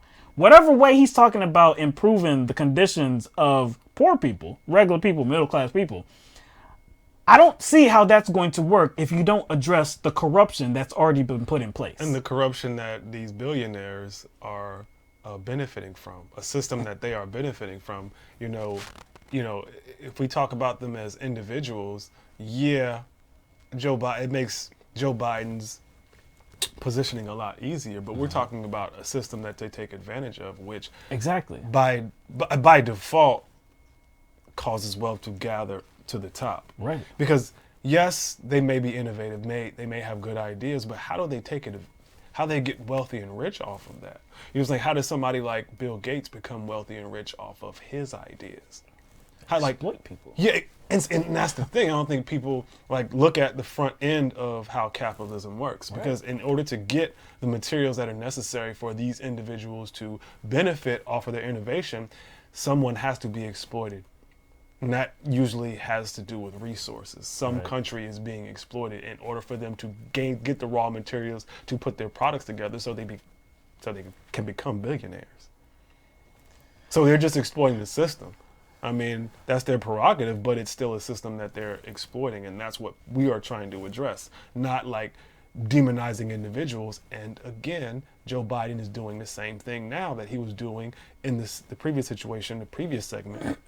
I mean, he was doing the same thing he did in the when it came to talking about playing footsie with a segregationist. He's doing the same thing now, talking about having a good working relationship with the billionaires. He's doing the same thing with the extreme and not doing anything that's going to, I guess, take away from their patriotism and take away from their net worth, anything like that. No, you want them to have the same exact, even though we know, again, we're not starting from ground zero, even though we know that, like, it's not like the system just been put in place, not like we have policies already in place where these billionaires, these very wealthy people are taking advantage of regular people. No, we already have that.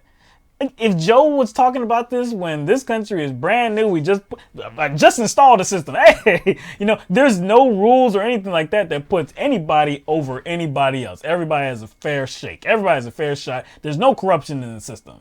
It's like Joe is talking like that's the reality instead of what we know is the reality, and corruption is so embedded into our system. That's what it is. So there's no corruption according to Joe Biden. That's essentially what he's saying here. You see, that's essentially what he's saying here. There's no corruption. So they shouldn't feel bad. Not only should they, not feel bad, they shouldn't feel bad for poor people. Exactly. And a message that he sent it to poor people, he's like, hey, don't blame them. Don't blame them. Don't blame them. Yeah, they're not the enemy. But is it? They're just as patriotic as you. But see, I don't think it's even really about those individual billionaires he's talking to. He's actually using those billionaires as a symbol to talk about the larger system, the broader system. So he's protecting the broader system by, I guess, speaking nicely and I guess offering nice overtures to these billionaires. You know what I'm saying? So it's not even about them in this sense. He's talking about the system. Are we sure that he's running in the Democratic Party? Are we sure of that? Or is there a chance that he's running as a Republican? Is there an outside? Are we absolutely certain there's a D beside his name? Not to say that the Democratic Party is everything that we want it to be. It just seems, if you just take a look at history and current events, it just seems as the things that are happening with Joe, it just seems that he would feel more comfortable in another party. It does seem more comfortable. It does seem as if he would feel more comfortable in another party, and if Joe was a blank slate and he didn't have a history, he didn't, he didn't serve as Barack Obama's vice president. He didn't have a history with the Democratic Party. He's just a new guy on the scene, and he was speaking like this. What party would you think he was a part of? Look, this year, just like any other presidential, not this year, next year, 2020, just like any other, presidential election cycle, first primary in the South is going to be South Carolina. If black people vote for this man overwhelmingly, if he wins, because in South Carolina, the Democratic voting base is majority black. It's not like that with many other states. I don't know if it's like that in any other state. It could be, but I know in South Carolina it is. The Democratic vote, mostly black. Maybe Mississippi. I can't remember. Could be. So again, all these problems, all these situations that we're talking about, highlighting how Joe Biden doesn't seem to be the candidate for Democratic voters, doesn't seem to be the Democratic candidate for progressive voters, doesn't seem to be the candidate for black people. He doesn't even understand black issues. if he gets the black vote in South Carolina, that's going to be truly disappointing. And I am, usually we don't, usually we don't really talk about, separating the vote up like that. It's the black vote, it's the Hispanic vote, it's the white vote. Usually it's like, hey, these situations impact everybody. Usually just talk about them straight up. Yes. But again, in South Carolina, the Democratic vote, mostly black. It's going to be truly disappointing if black people won't, take a real honest look at what Joe Biden is. Yeah, because it's not like they don't have a lot of choices right now. Right. Look, the debates are coming up. And hopefully, we talked about this before, hopefully it's not this manner of civility. Hopefully it's not about that. What? No. Hopefully it is going at the issues, man. I personally think this talk about civility and how Joe Biden operates with people he disagrees with is kind of, he's trying to send a signal out that's how he wants people to deal with him because he knows how weak he is and how vulnerable he is. So he's trying to set up this situation where people play nice. You know what I'm saying? But you're right. It's early. Back in 2015, June 2015, I think it was Jeb Bush who had a 22. He was polling at 22%. That's true. Yeah. So just remember that. Yeah. Bush. Yeah, he was leading. Jeb Bush. Yeah, that's true. In 2015, June, he was polling at 22%. Yeah. He was looked at as the likeliest one that would emerge. Walker was polling at 17%. Rubio at 14%. Trump was still down at 1 and 2%. Right. So it's way early. True. And you see how Jeb Bush tanked. Oh goodness! Please clap. You ain't gotta say no more. Please clap. No more. Yeah. All right. My gosh, it's already 9 o'clock now. Jesus. Let me see. We could address one more thing. Iran, since that I don't think that was going to take too long. Yeah. But anyway, so last week the United States government made a statement, made a claim that Iran was responsible for the bombing of some oil tankers, Japanese oil tankers. Said they had video evidence of, Iran removing mines, an undetonated, mine. Undetonated mine, and hey, it's them. They know it for sure. Trump said this. No, it was them, right? Now, Iran, was steadfast in their position, categorically denied that it was them. Actually, the owner of the vessel did not think it was a mine that was underneath of the boats, the vessels. I believe he said that it could have been a projectile flying object. This is the captain, wasn't it? The owner, I believe. This is the owner of the ship. Yeah. So that throws that whole claim that Iran was responsible for it. That throws that into question.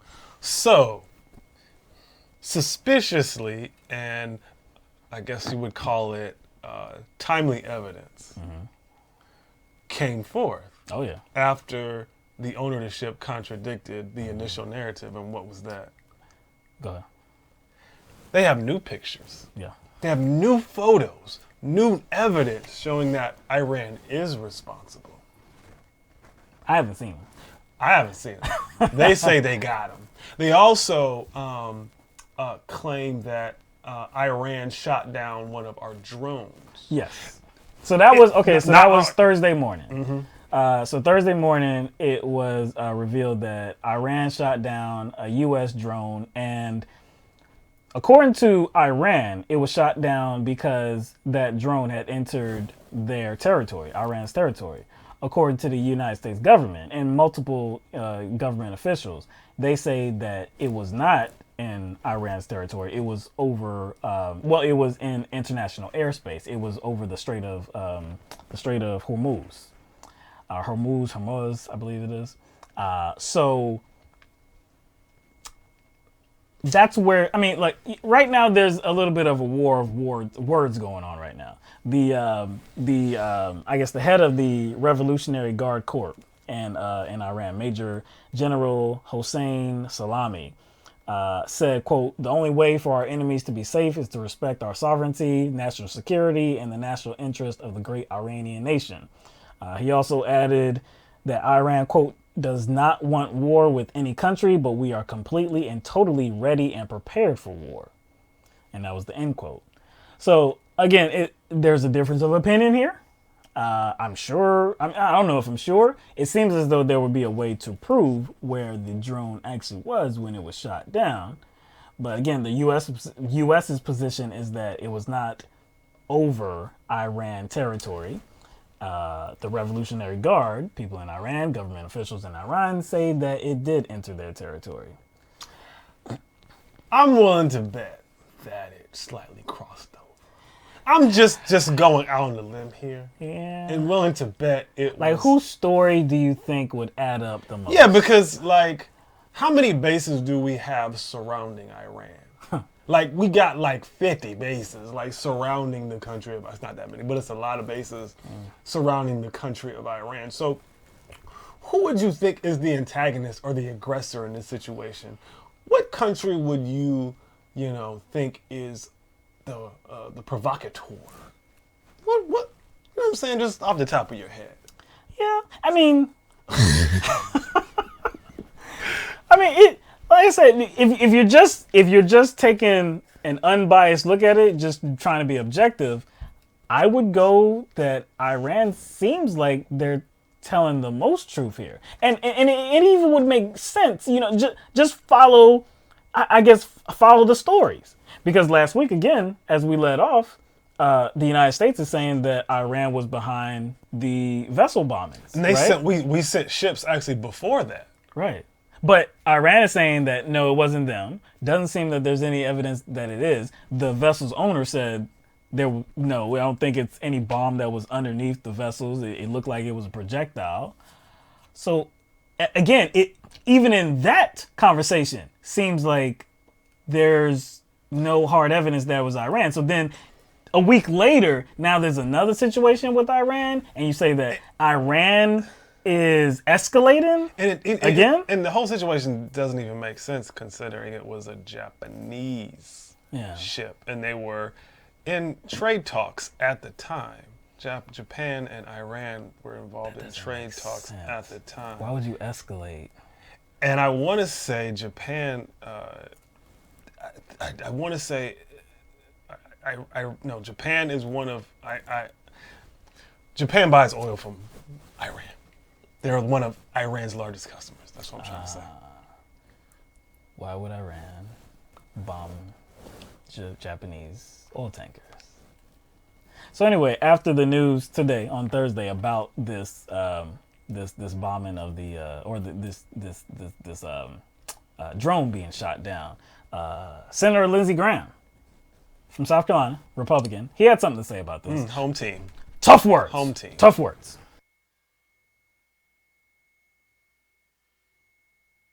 So here's what Iran needs to get ready for. Severe pain inside their country. That their capabilities pale in comparison to ours. We're not going to let them disrupt navigation of the seas, attack our allies and U.S. interests without paying a price. So if they're itching for a fight, they're going to get one. Tough talk. Tough talk from Senator Lindsey Graham, the chair of the Senate Judiciary Committee. I'm severe pain. Severe pain is what they're gonna get. Like it coming from. We have more capability here. Coming from Lindsey Graham, like tough talk just doesn't come off tough. No, it's like fake. It just looks fake. I mean, who is he? Macho Man Randy Savage? You're gonna face severe pain. Our capabilities are greater than theirs. You know what I'm saying? We're gonna jump from the top rope. You're gonna get clotheslined. Iran's gonna get close. Like it's like, dog, you're not that dude. Like severe pain. Like this is not WrestleMania, dog. I'm envisioning Hulk. Like, you don't mean Gene. Yeah, because he used to like always point his finger, spit in the microphone, and look in the camera. You know what, brother? Flashbacks, man. Oh no! So that's what That's who Lindsey Graham is trying to emulate. And like severe pain. I'm like, yo, you got to say that with a little more like bass in the voice. Bass in the voice. At least I don't know. You should throw some Get rocks. taller too. You know, come on, rise up a little bit. Puff your chest out. You gotta do something. You know what I'm saying? Put like, I don't know, man. I don't do something. Roll your sleeves up. Get into the act, man, because it is an act. Yeah, that coming from him, it just seems so rehearsed. You're gonna get. Look, man. You know you're gonna face severe pain. We're much bigger than you. We're really mean and we're tough. And you better not start anything with the great United States of America. And this is coming from Lindsey Graham. Like, no, you sound. You know, there are several people in the country and several people with a voice, several people with position and power that are itching for a fight with Iran. Mm-hmm. So that's, no matter what Lindsey Graham says about, because I'm sure there's going to be a time where he's like, well, no, I don't want war with Iran. There's going to be a lot of people that says the same thing. But when you hear some kind of clip, some excerpt like that, some statement like that, we're going to give Iran pain and they don't want to fight with us. And severe pain. Severe pain. Severe pain inside the country. Inside. We're going to go all the way in. We're going to go deep. Inside. Severe pain. And for at least from what I've seen right now, a response from Trump on Twitter, I believe he said Iran made a very big mistake. But then I believe in comments that he made to reporters weren't as Hulkamanish, as Macho Man, as Rowdy Piper, Roddy Graham, Roddy Graham wasn't as forceful as that, as flourish. Nah, it wasn't as flourish. No, not like I think he said something. Trump said something as like, well, it definitely is not the same situation that it would have been if that was a manned.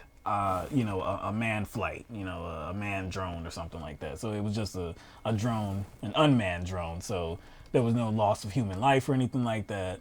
But man, it just seems as though, and I know you feel the same way, it just seems as though there are some people that are trying to get us into a war with Iran. And really, what was the starting point of that in this administration? What was the starting point of that? Let me guess. The starting point? Yeah. Let me see. Did it have something to do with some kind of agreement? Oh, you're sharp. You're sharp. Just like I'm crisp and sharp. Just like our air and water. You got it, dog. You're sharp, just like our air and water, dog. But yeah, that agreement, that Iran nuclear deal, that even though Iran never violated. And so Trump pulls out. Yeah, pulls out. And then demonizes Iran. That's right. Yeah. And then I read also, too, that Iran, they're not, because, of course, there are other countries involved with that agreement. He demonized other countries, too. He did. They didn't pull out. So Iran has been, still in agreement, but I read recently that Iran is bumping up some of their their nuclear capabilities, not to a level to where they could get like a nuclear weapon. Yeah. But still, it's above the level that was reached to an agreement. So I'm like, it's like the United States forced them to violate the agreement because when they were in the agreement with Iran, Iran was compliant. But now that the United States has pulled themselves out, they just kind of tore it up. And you would make it easier for Iran to do something. You would make it easier because they have nothing to comply with. They have nothing to comply. So there is no agreement. So Iran is really not out of line in this situation. That's not with the United States. At least, not with the United States. No. But again, this is all, it looks like a calculated effort to get the United States involved in a conflict with Iran. And there's a lot of people that believe, and I believe Bernie Sanders is one of them, that believes that it would be worse than the conflict that we had with Iraq. And I do agree. That is right. He was on what? Was it MSNBC or something? I think it was CNN. CNN. Yeah. Mm-hmm. He was on CNN. Yeah. And she was trying to trip him up. Yeah. I forgot who was the host, but. I can't remember either. We'll see. But some dangerous things happening, man. But anyway, all right. So we've reached that end. So if anybody would like to call into the program, we would love to hear your voice. We would love to hear your take on anything really that we have talked about today. If maybe there's something that we haven't talked about, because I know, like I said at the beginning, this was going to be a top-heavy show. We talked about the ridiculous, the absolutely insanity of the Orlando rally. Rodeo. The rodeo. It was a damn rodeo. What was it called? The 45 Fest. Yes, we talked about 45 Fest. That took almost an hour. Then, of course, we talked about Joe Biden, and that took a good bit of time as well. So we know we only talked about a few things, but we had a lot to say about these two particular things. So, but if there is something else that is on your mind, something worth discussing, we would love to, go at it with you, hear your point of view. Number to call in is 669-900-6833. Let's set this up so that we can take your calls.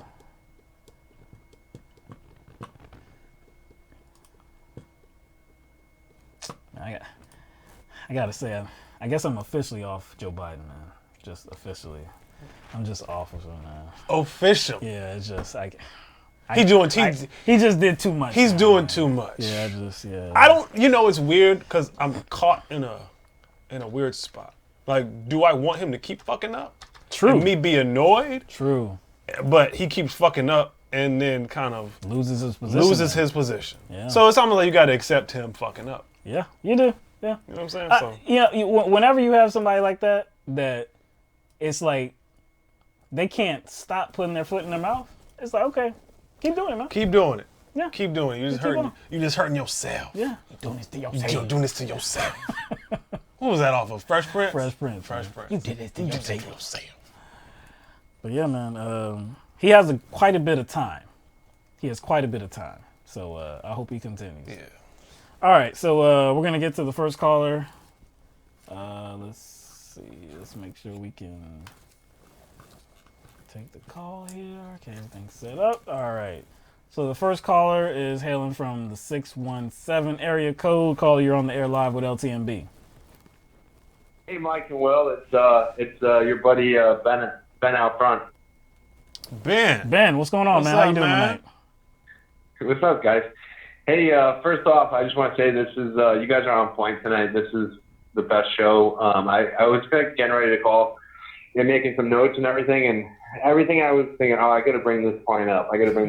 You guys were like on like beat with just basically getting right to the point right before, like I was about to write something down to kind of like bring up to you guys, and you guys just kept on hitting them like one after the next. So well done. I know there's a lot to be fired up about, so I'm sure that kind of helps with it. But yeah, great show. We appreciate that, Ben. Yeah, man. Today was, like I said, with the Trump story, with the Trump rally, that was hard to sit through with all the insanity, and with Biden, this is gonna be a continuing narrative with Biden. He's gonna keep telling people exactly who he is, and it's just my hope that people actually listen. And it's one of those things where unfortunately, it's going to take more effort to break down what Biden does and what he says and the positions he takes, because he does it. He's more subtle. He's more sly with his. With Trump, he's sloppy, and it's like, dog, that was stupid.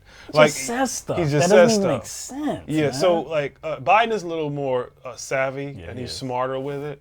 You see what I'm saying? But he's just as reckless. He's reckless, but he tends to like add more complicated justifications to what he does. So we have to intellectually break him down a little more than we do Trump. Trump is just like... Yeah, Trump, you just like throw your hands in the air like, all right, man. Like what again... what am I going to say? Again, he's like Biden is a little bit more... He manipulates people better. Because we know Biden should know better. Yeah. Like we know Biden should know better. We know Biden is more intelligent than Trump. We know he is more savvy than Trump.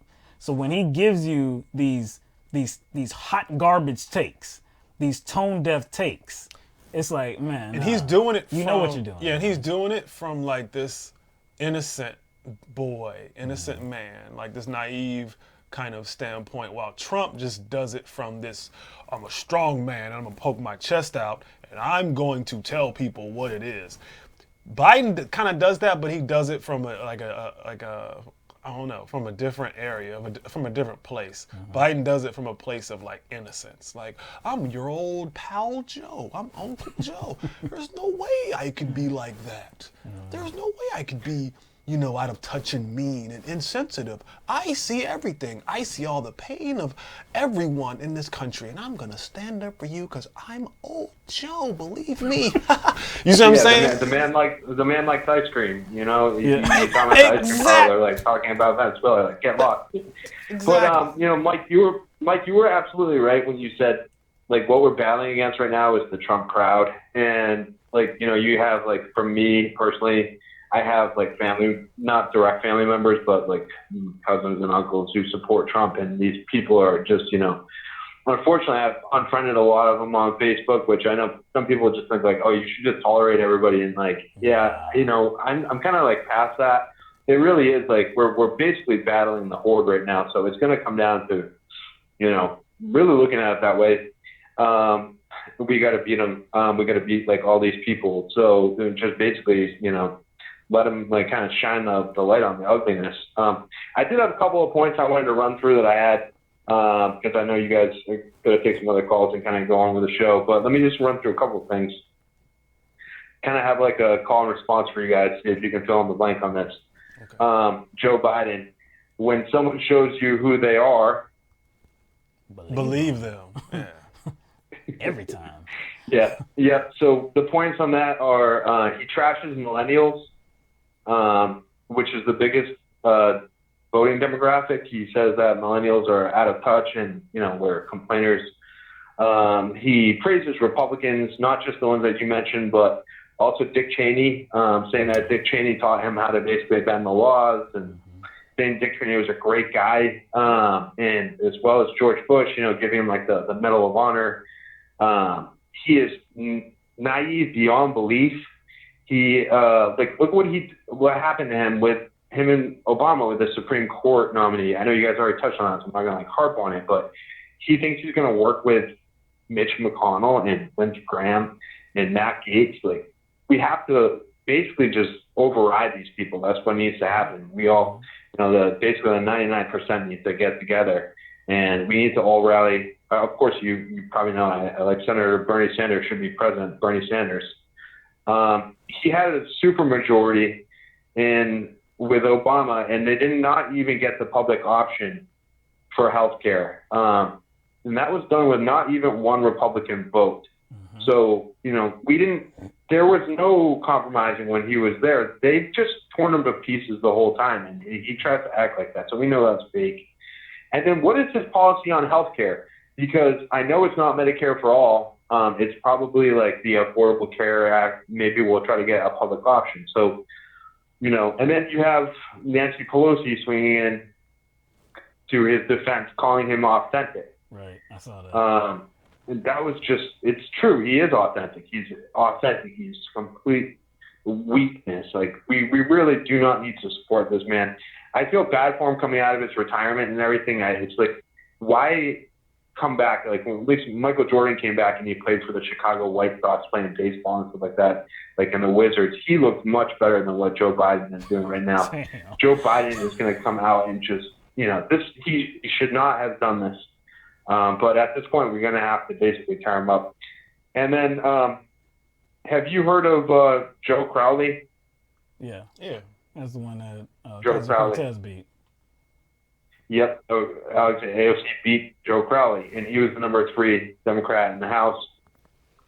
And what we really need to do, not just beat Trump and get Sanders, and we need to actively get engaged and get Nancy Pelosi out of the House of Representatives. We need to get Dianne Feinstein out. We need to get Chuck Schumer out. And we need to replace some of the people who are really basically going to be clones of AOC or, Ro Khanna or Bernie Sanders. I mean, you could be black, white, old, young, male, female, whatever, gay, straight, bi. It's not about what your identity is. It's about what your policies are. So, you know, when people are saying that Bernie Sanders is too old, that's just, it's not fair. It's not about being too old or too young. AOC is absolutely tearing it up in, you know, in every facet. And, you know, then you've got someone like Bernie who's, you know, 75, 76. So, well, yeah, basically the message is that we can't compromise. We have to beat them and we have to dominate them. Mm-hmm. I agree. Yeah, can't beat them and dominate them without actually calling them what they are and calling them out for what they are. So, yeah, I totally agree, man. No, well, the only thing I'll say about you said about you know, deleting some people off Facebook, you can't handle it. I will absolve you of any guilt for doing that, because I had to stop following some pages, stop following some people, had to cut that communication, because I understand the appeal of it, because you do want to see what other people are saying. People that don't agree with you, people that are saying like outlandish things. You want to be apprised of it. Curious. That's a great word. You're curious. Like, what are they saying? Like, what kind of ridiculous statements are they making? But there's a point where it's too much, and you just gotta cut that. You gotta cut it off. Yeah. So yeah, don't. Because if you can't really engage with them, then what is the point then? Yeah, it's just a waste of time, man. Yeah. So.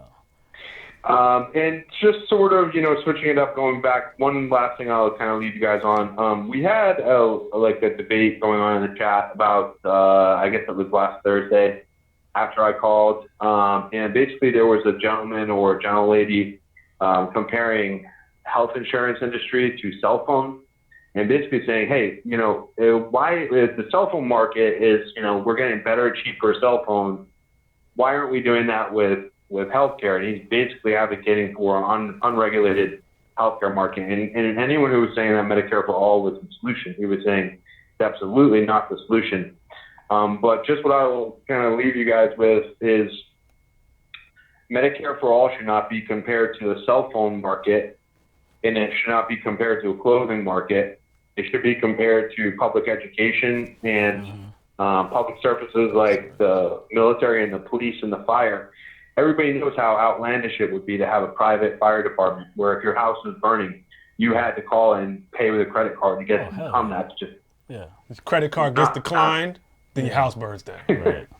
Right. So let's just not, you know, basically I wanted to kind of get into that debate a little bit more with the gentleman or gentlelady there last time, but the show ended like right when it was kind of coming to an end. So, I mean, I welcome the debate if anyone wants to call you and, you know, talk about how it should be managed like a cell phone plan. I'm sure you guys would, you know, have plenty to say about that, but I want to put that out there and kind of put that myth to bed. So, yeah, one last thing though, I do want to talk directly to the audience on this.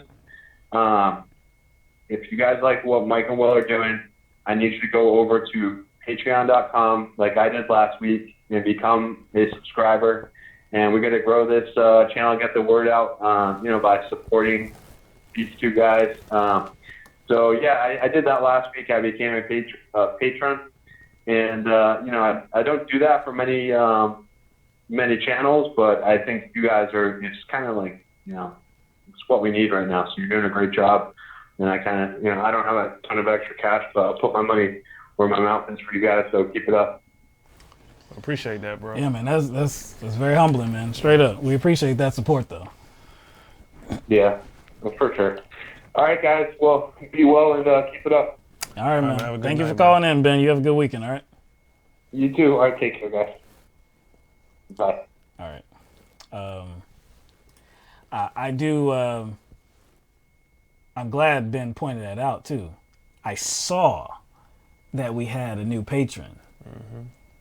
And for some reason, it usually does not happen. Usually we throw you a shout out on the show. And I don't remember what happened Tuesday, because I think, that was last week. I think the next show would have been Tuesday this week.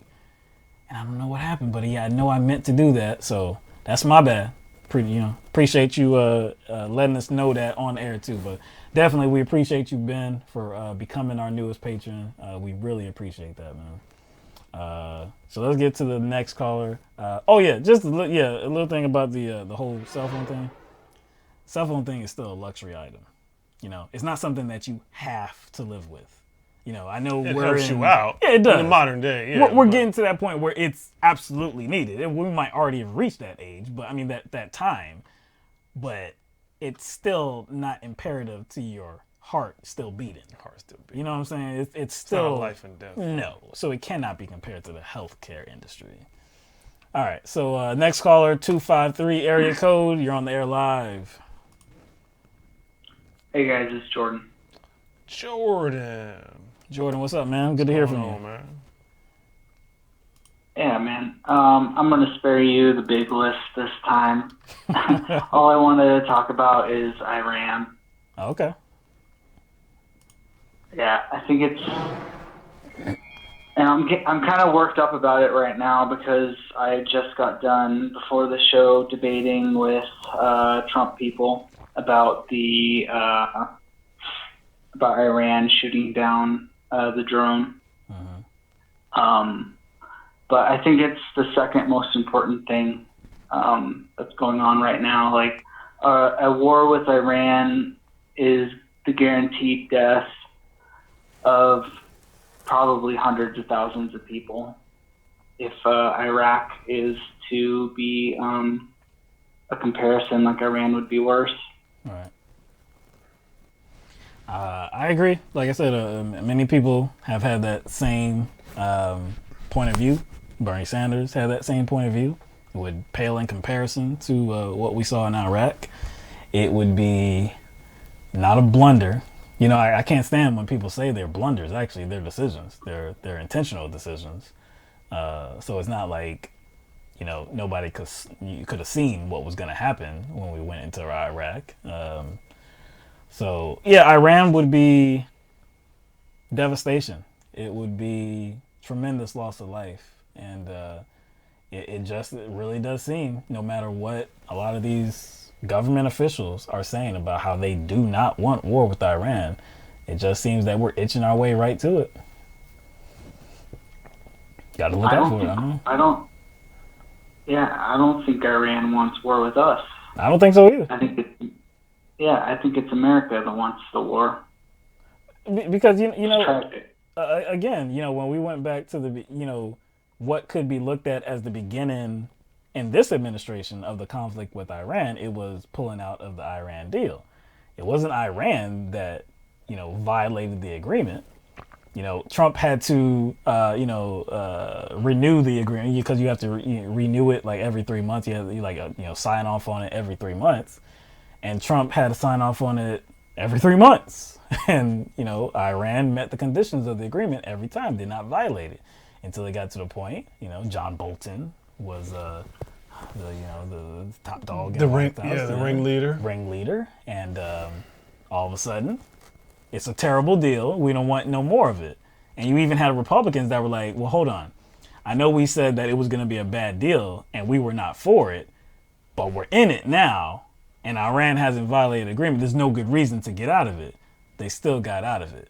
So if Iran really wanted something with the United States, if they really wanted a conflict with the United States, they would have had that opportunity to, one, not even enter into an agreement, and two, to violate the agreement. You know, it doesn't make sense. No. And I'm trying to figure out like where our allies will be if we do get engaged in a conflict. Will they help out?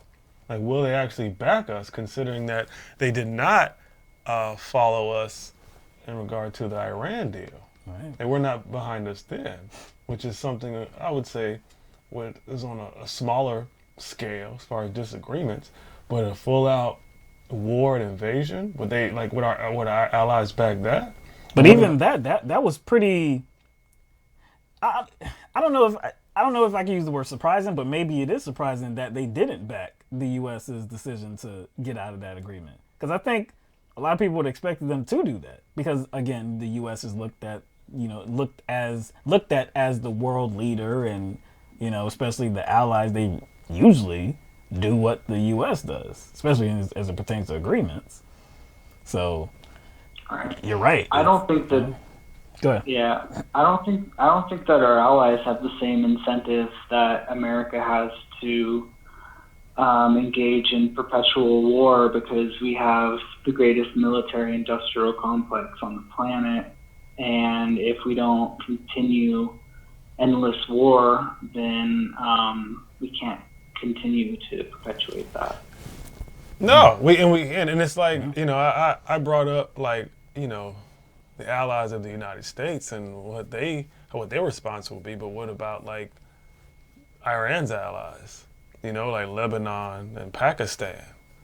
You know what I'm saying? So we wouldn't just be dealing with Iran. So when, you know, Lindsey Graham talks about there's going to be severe pain that Iran is going to feel, it's like, how can you just think about Iran in a situation like this as if other countries will not get involved?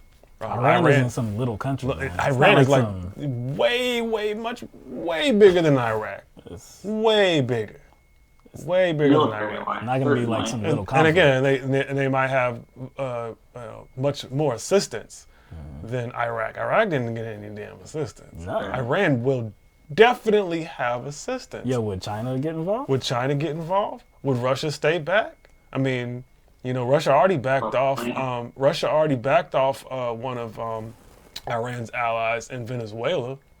So Russia's already backing off in that sense. So I don't know. I don't know why the United States is flexing their muscles right now. I just don't think getting into a situation like this is going to be anything like Iraq. It's not going to be some sort of shock and awe, get in and get out. And it wasn't really like that in Iraq because we're still there. So hell yeah. I think this would be way more brutal. And like you said, there's going to be a threat to hundreds of thousands of lives. And I think at least. And it's I don't know, man. I just don't like where this is going. And can't you see Trump, you know, coming down in a jet aboard some U.S. carrier? Mission accomplished. Mission accomplished, because he would sell it better. He would sell it better. Then he would throw ISIS up in there somehow. This is how we start defeating ISIS.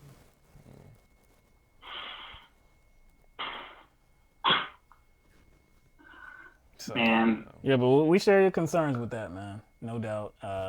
It looks like it's escalating. You know, it's definitely not what we want. And that's definitely not what President Trump even campaigned on. And, you know, you can't look at what the man campaigned on because there's so many empty promises. But, okay, well, you said you came from talking with Trump people. What were they saying? Trump supporters. What were they saying about it? Oh, I talked to a Trump supporter. She said that, it's typical that you would be not on America's side. And I told her that she's a fucking child, and that to tell me that, like, because I don't want tens of thousands of people to be slaughtered, that means that I'm not on America's side. It's fucking disgusting. I mean, you got to think about where that mentality is coming from. I mean, nationalism. It's a nationalism that kind of like that kind of position brings me back to, I think it was that Rumsfeld, what he said about how America engages, how the United States engages with the rest of the world and how it makes its decisions. I think it was Rumsfeld. He said something like, he used some real circular logic. He said something like, I don't want to do it a disservice, but he said, like, we're right because we're America, and we're America because we're right. That's basically what he said. So no matter how, you slice and dice it, we're always going to be right. So no matter what approach we take, the approach is always right because by default, we're inherently morally right. Every single time. Right. And if we do something in our name, it's going to be right because we're who we are. So either way you look at it, we're right. So it's like, that's how people see it. So they're always going to come to that conclusion, no matter how we present ourselves to the world, no matter how we engage in the world, even if we are the antagonist. I thought to myself for 1 second, it actually probably took less than a second, because I'm thinking to myself, okay, Trump, this was one of his campaign shticks where he was like, no more war, stuff like that. We're gonna have a very strong military, but it's gonna be so strong that we don't have to use it. That's what he said. That's what he said. That's what he said. But he's a peace candidate too, and a lot of people believe he's a peace candidate, right? So for that like half second, I'm thinking in my head, okay, so if the U.S. really escalates the situation with Iran and gets us into a conflict with them, what are his supporters gonna say? And then like for that half second, like a half second later, my brain was taken to the Orlando rally, in which he can say any damn thing that he wants to, doesn't matter if it's rooted in fact or fallacy. Because he's going to say They will that cheer. we're engaging in this conflict in order to set that entire region at peace. Right. So we have to engage in a high level of destruction and warfare against Iran or any of its proxies. And they're making the case right now. Because they're trying to of the- achieve peace. So he and can still maintain that peace the narrative. Japanese bombing, making the case right now. The Japanese bombing, and now the U.S. drone that was shot down. That case is building for his supporters. So if we ultimately get into that conflict, Them bad, us good. So it doesn't matter what we do. It's just like as long as you establish that there's an enemy, it doesn't matter what he said on his campaign. If he establishes Iran as the enemy, then anything he does as a response to that, he can still present this case that he's the peace candidate, because it's like the aim is to create peace. I'm going to war to create peace. So it's not a contradiction. he sets the agenda, he sets the enemies. And we know how the media is doing with Trump supporters. They are the enemy. The media is the enemy. Fake news everywhere. Fake news everywhere. Well, this is a certain media. Yeah, certain media. Pretty much all media. Any media that doesn't give him like a perpetual rim job. Yeah, but even that media too. Right. Oh yeah, Even that media too. even that media can rub him the wrong way, because Yeah. we talked about the poll Fox News ran, and it pretty much showed all the Democratic candidates being up on Trump, 8, 9, 10, 11, 12%, and he called them fake news. Oh, it's fake news. I'm like, dog, you just call Fox News fake news. Like, bruh. They put the wrong person on. Yeah, man. I mean, I don't even consider the Iraq war a war. It's more of a slaughter and like an occupation. Like America lost 4,000 troops in Iraq, but we killed, estimates go from 460,000 human beings to 1 million. To 1 million. Like, is that a war? Yeah. But do you see how mugs make money. U.S. citizens even interpret those deaths? They interpret it in a way that still, like, gives credence to, I guess, American exceptionalism. So now they sacrifice for freedom, not sacrifice for an imperialistic agenda. They sacrifice for freedom. They Because died. remember, it was Operation Iraqi Freedom. Remember, it was Operation Iraqi Liberation. Freedom from life. Remember, it was Operation Weapons of West Destruction. That was the only thing that was. That was the only thing that was presented as the reason to go to Iraq. Weapons of Mass Destruction. It was not about saving anybody. And then right before the war, Operation Iraqi Liberation. And you know what? I think that was I think their way of kind of putting it in our face of what it was. Why would you do that and then change it? Yeah. You mean to tell me all these individuals that took part in like laying out the plans and going to Iraq, coming up with some sort of acronym as a description for the war and for the effort, and it was the acronym spelled out oil and nobody saw that shit? Nah, that was like definite slap in the face. And then they changed it. Iraqi. Everybody knows. Freedom. They knew exactly what they were doing. They were just kind of like, you know how like serial killers leave signs and shit? Like, catch me, bitch, catch me. You ain't gonna catch me. That's exactly what that shit was. Game, man. It was a game to them. Playing Clue. All right, guys. Well, that's all I wanted to talk about because it's been driving me, I feel your pain, man. I'm struggling right now, so I'll see you guys next time. Thank you. I feel you, man. Have a good night and a good weekend, bro. Always enjoy the conversation, Jordan. Yeah, you too.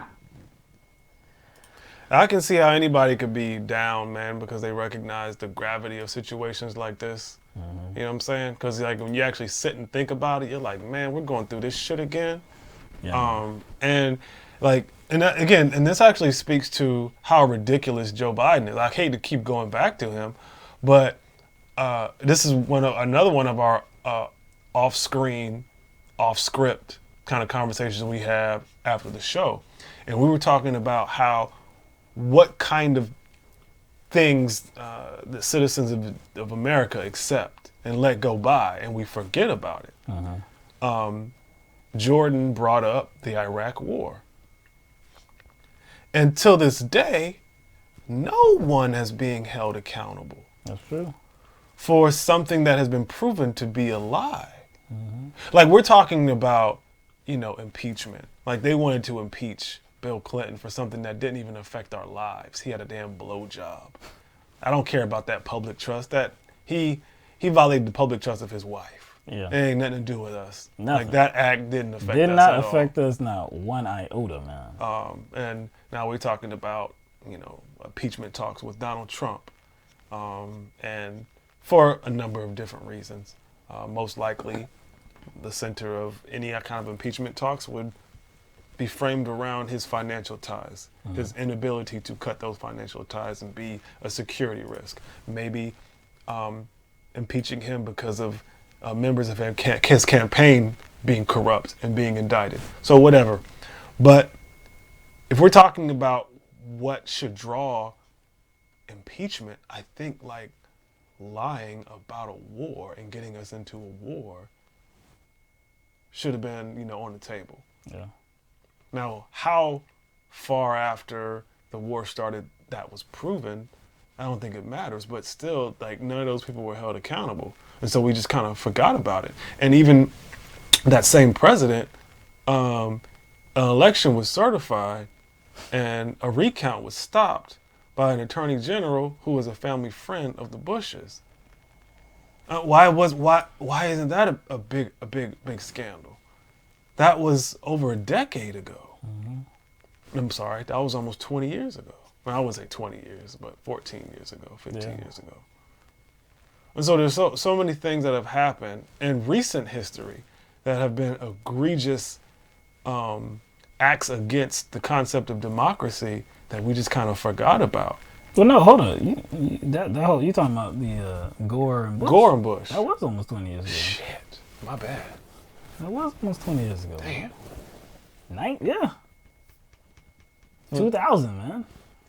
So yeah, so we had damn. basically lied us into a war with some fake bullshit about WMDs, and I wouldn't say they stole an election, but possibly we just the count wasn't certified to figure that out, and it was stopped by someone who was a family friend of the Bushes, and somehow we forgot about that, and then Bush his image has been revitalized too, simply because Trump is so whack. It's funny how that happens. Funny how that happens, man. But he's like the Republican version of Uncle Joe. You know what I'm saying? So. And he's a war criminal, dog. Yeah, war criminal. Don't matter. I don't care what anybody says. George Bush is a damn war criminal. Should have been prosecuted because of that. Not just him either. Not just. Oh, true that, Calvin. Hanging Chads in 2000, baby. Hanging Chads. And we're not talking about well-endowed models with nicely shaped chins. Talking about ballots. Well-endowed male models with nicely shaped chins. Not those kind of Chads. Dangling Chads. Yeah, man, that shit was wild, man.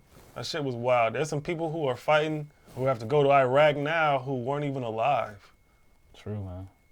Back then. But mission accomplished. Mission accomplished. Well, maybe their mission was accomplished because we're not thinking about what the mission was. What the mission was. What the actual mission was. But yeah. And now that's not like it was 30 years ago. It wasn't 40 years ago. It wasn't 50 years ago. That's recent history. Yeah, man. I mean, shoot, we were very young. Very at young. the time. Like 9/11. Yeah. I was 21. Yeah, man. So So yeah, I don't know, man. Like, this kind of stuff is depressing, but it's not outlandish considering what has happened over the course of history, in recent history.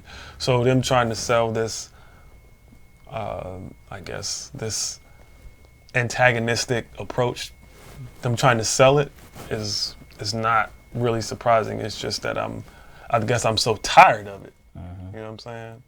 Just like Jordan is. It's kind of exhausting, man. Like, are we gonna go through this again?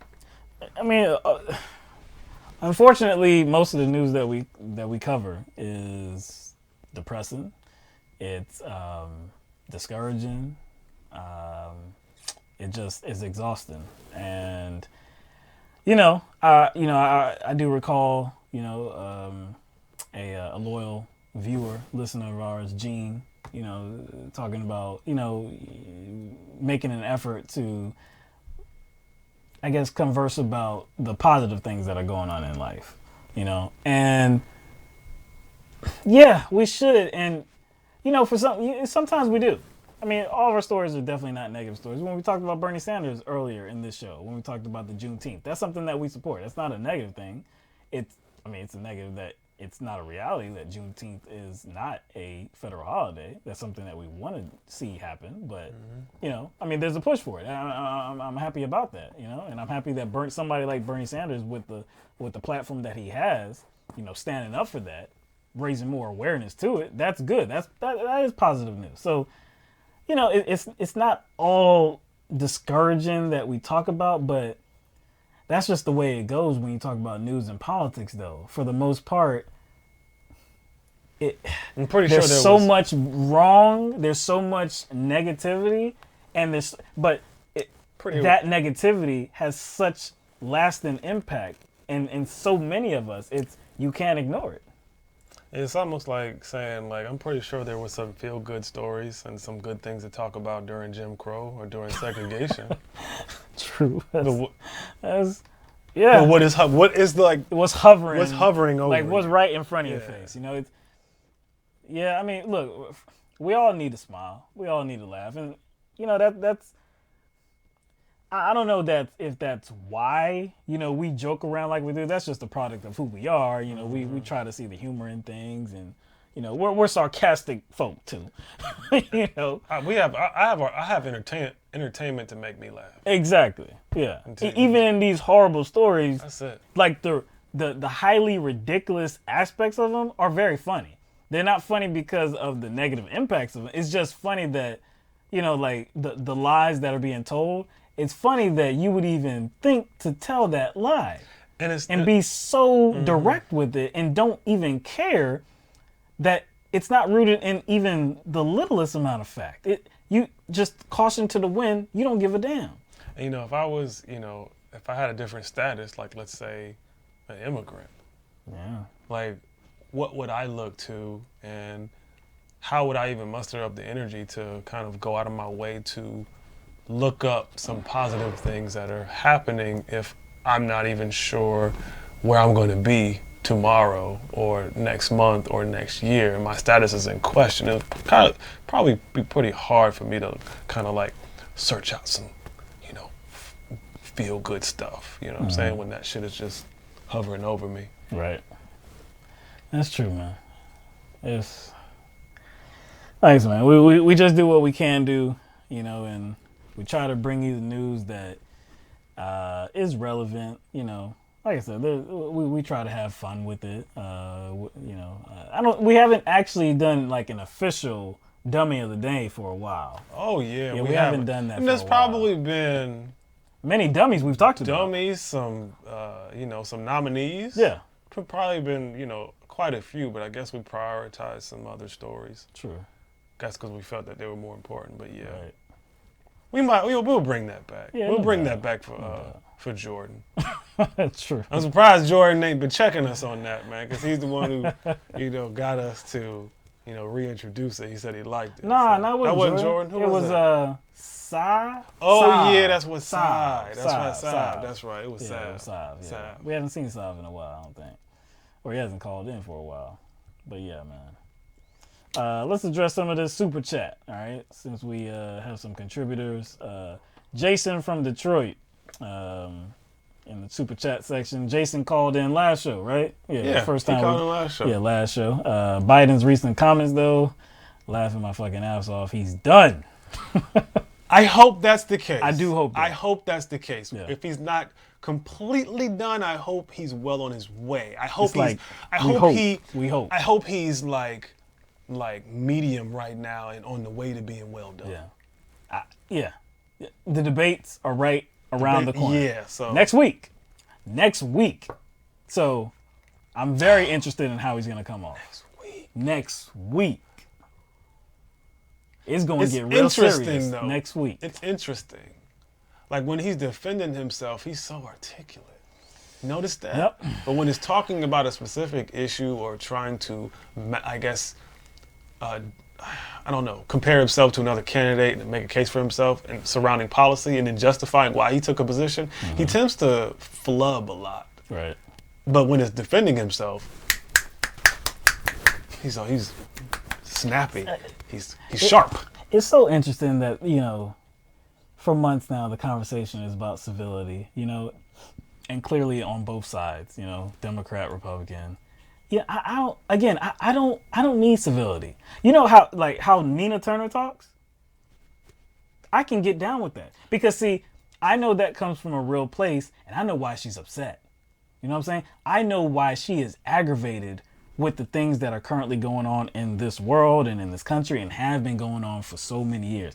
I feel like that pain and that anger. I know why she's upset. So it should reflect itself in your speech, especially when you're talking, like if you're talking about these issues and you're doing it in such a calm way, if you're debating somebody about these issues and you're able to be just so calm and tepid, that's not real to me because people are in pain right now. People have been in pain. If that is not reflected in the way you address these issues, that's fake. It's kind of like listening to, I guess, golf commentators. What? Do you see what I'm saying? Yeah. It's like listening to golf commentators. You would not, I can't put up with this. Nah, yeah. Like you would not, it's good for golf. It But is. would it be good for any other sport? Would it be good for football? Nah. It would not be good for football. Interception.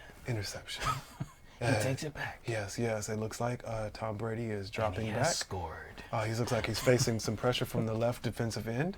Oh, it's coming from his blind side. He better watch out. Oh, look at that. He throws a sharp pass.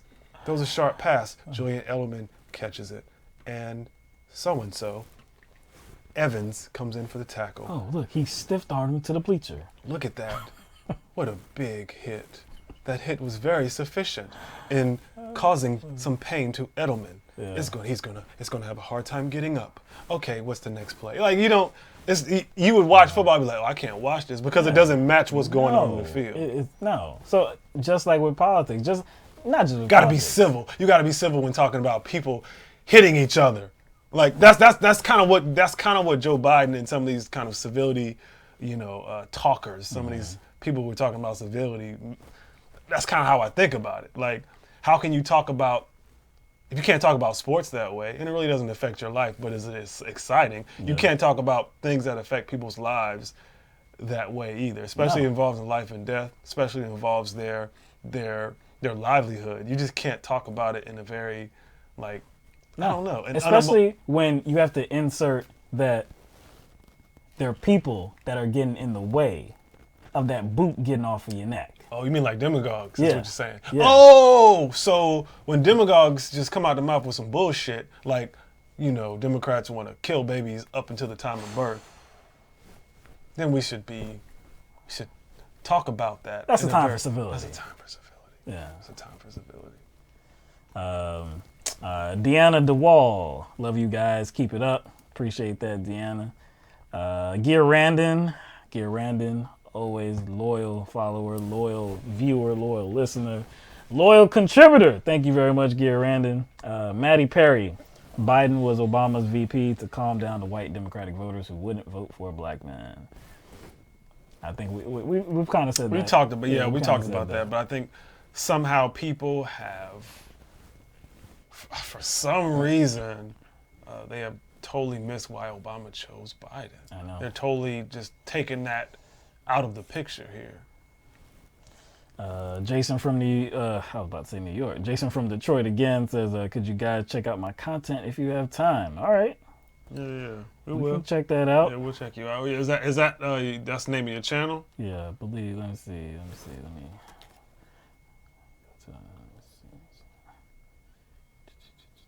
Hold on. Some comments I gotta approve in this chat. Oh, some hilarious and interesting Jimmy Dore news. Is that right? Yeah, man. Yeah, I saw it on Twitter first, and I was like, nah, that didn't happen. Well, apparently Jimmy Dore was taking a call. No, actually, no, he wasn't taking a call. He was doing an interview. It was, I forgot the dude's name, but he was detailing his descent into the alt-right environment and right-wing environment on YouTube. He was just kind of telling the audience, as well as Jimmy, about his life and his upbringing, how he fell into it and why he fell into it. So he's being very reflective, very informative. And he talked about his ascent out of it as well. And he just talked about the various channels that he watched to become informed and to get out of that alt-right kind of right-wing, toxic, reactionary environment. And he went on to name a couple of channels that he listened to and watched on the regular that helped him out. He named the Young Turks, and he also named Jimmy Dore's show. You know what other show he named? He said Sam Cedar. And this was live on Sam Cedar. But apparently, someone on Jimmy's team edited Sam's name out. Now, do you think that person did that unilaterally on their own, or was that they were directed to do that? So somebody was giving Sam Cedar praise on Jimmy Dore's show, and Jimmy Dore cut Sam Cedar's name out. That's some pathetic and sad shit, especially for a guy who always talks about censorship. And it's even worse because this guy was on your show, on Jimmy Dore's show, to tell his story. So it wasn't about you, Jimmy. Right. It was about this guy telling his story and how he came out of this slump and giving someone else a shout out. And like, I think Jimmy Dore took it upon himself, or maybe directed somebody else, hey, take Sam's name out. I'm having beef with him. Take Sam's name out.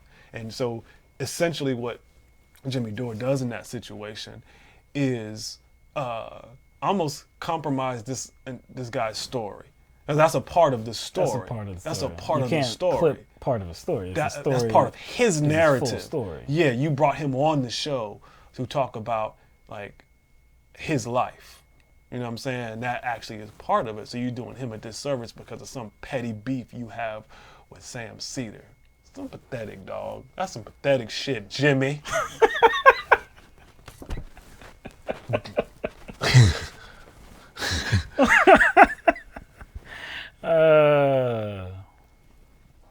Disappointed, dog. Disappointed, man. Mike Authentic right there, boy. I mean, that's some bullshit, man. Yeah. You know what I'm saying? Like, think about that. Like if I came to you and told you, man, like, yo, man, cut that part out. what would you? Yo, man, when you cutting them clips, man, like, cause we take calls. Yeah. You know what I'm saying? Maybe somebody mentioned somebody we had a beef with or we didn't like personally, right? Dude, and it's happened. And I say, before. yo. We don't say nothing. We don't say nothing. I say, yo, yo, man, when you cutting them to show up and cutting them clips up, you know, to upload, you know, smaller segments to YouTube, could you cut this person's name out? Dog, how would you look at me? Be like, yo, dog. That's doing way too much. We need to have a talk. That's doing I'm like, my way dude, too much, man. Well. Did we get another super chat while I was talking? Yeah, we did. But yeah, Jason, we'll check out your content, no doubt. Oh, Jason did another one, man. Free Speech Jimmy's chat is like Soviet Russia. Damn, that's... Mandy Sadowski, Love you guys. Appreciate that, Mandy. We appreciate your support and you being here consistently. Let's see. All right. Well, we got a good people watching too right now, man. That's funny. As soon as I typed in Jay, it was like, said Jenny from the block. I'm like, I ain't never typed that in. Oh yeah, I see, man. Yeah, I already pulled up your channel on YouTube. Got what, about 3 videos, I think it is. Yeah. You must have, okay, so you must have just started this because the first one was with us. Yeah. So okay, well, no doubt. We'll be looking at it. I was checking out that bread tube too a little bit. There's a lot of channels on it. Some of the channels I actually listen to or I watch. It's just there's so many I can't watch all of them. I recognize most of those channels. There was one that look, and I've said this before that I'm not the one to talk to about a lot of different voices out there. I know I've heard of a lot of different channels and voices, platforms, but to actually like have listened to them, that's this dude. That's this dude straight up right here. This dude knows a lot more about a lot of different voices out there than I do. He informs me about that. But there was one Mad Blender. I had never heard of her before. But she talks, she's a leftist, progressive, whatever like that. But I looked at her channel and it looked pretty good. At least I saw a couple videos and she goes into like neoliberalism. And she really, she takes it a deep dive. From what I saw, it's just a very anecdotal, type of situation. But you thought she was giving some straight up sharp analysis. Yeah, it was. Some clear. Yeah, and she was clear. She was, I won't say concise. These are longer videos too, but it was engaging, articulate. She knows her stuff, man. But I'm gonna take a look at a little bit more of her stuff to see, see what she got out there. She doesn't post too much. I saw that on YouTube. Maybe in this year it's only like a few videos really that she's done. So, but anyway, I'm gonna take a look at this thing. I haven't really looked at all of these channels. Like Mike said, there's a whole bunch of them out here. But I'm glad that this was compiled though. Unfortunately, they don't get a lot of play and a lot of suggestion from YouTube. Most politics don't. This is why you see, YouTube steering people to your more reactionary channels. They get a lot of love because that's what the algorithm does, and it's more reactionary. It's more bait. It has more clickbaity. Yeah. If you want to really get into analysis with stuff, or honest analysis, no bad faith acting, then you kind of have to hunker down and not like always seek out what's entertaining. And see, and that's the unfortunate part about like what we do. There are some other channels, other platforms, where they get into the whole kind of hero worship, the whole cult of personality, like they align themselves with a particular political candidate or individual, whatever. And it's like that shapes their analysis. And it's it gets real cloudy, And a lot of people like that though, because we know that, especially with politics, most of it is about popularity. I don't like that, but that's the way it is for a lot of people. They really get drawn into somebody's personality and their status or whatever. Just look at Trump. He's an entertainment guy. He shouldn't have been president, but he had a draw. People were drawn to him. But anyway, so we see a lot of these, platforms where they do that, and they get lots of views because of it. That's not what we ever will do here. What? Never will we ever do that. So, we try to stay objective. We will pretty much talk about anybody and everything if it's worth it, if it's relevant. We don't have an allegiance to anybody. So, a lot of people don't like that. Yeah. What Sharon? He says who? What? What is that for? You say who, and that's to us. So that's not directed at somebody in the chat. So what do you mean by who? Who what? Who what, when, where? What is that?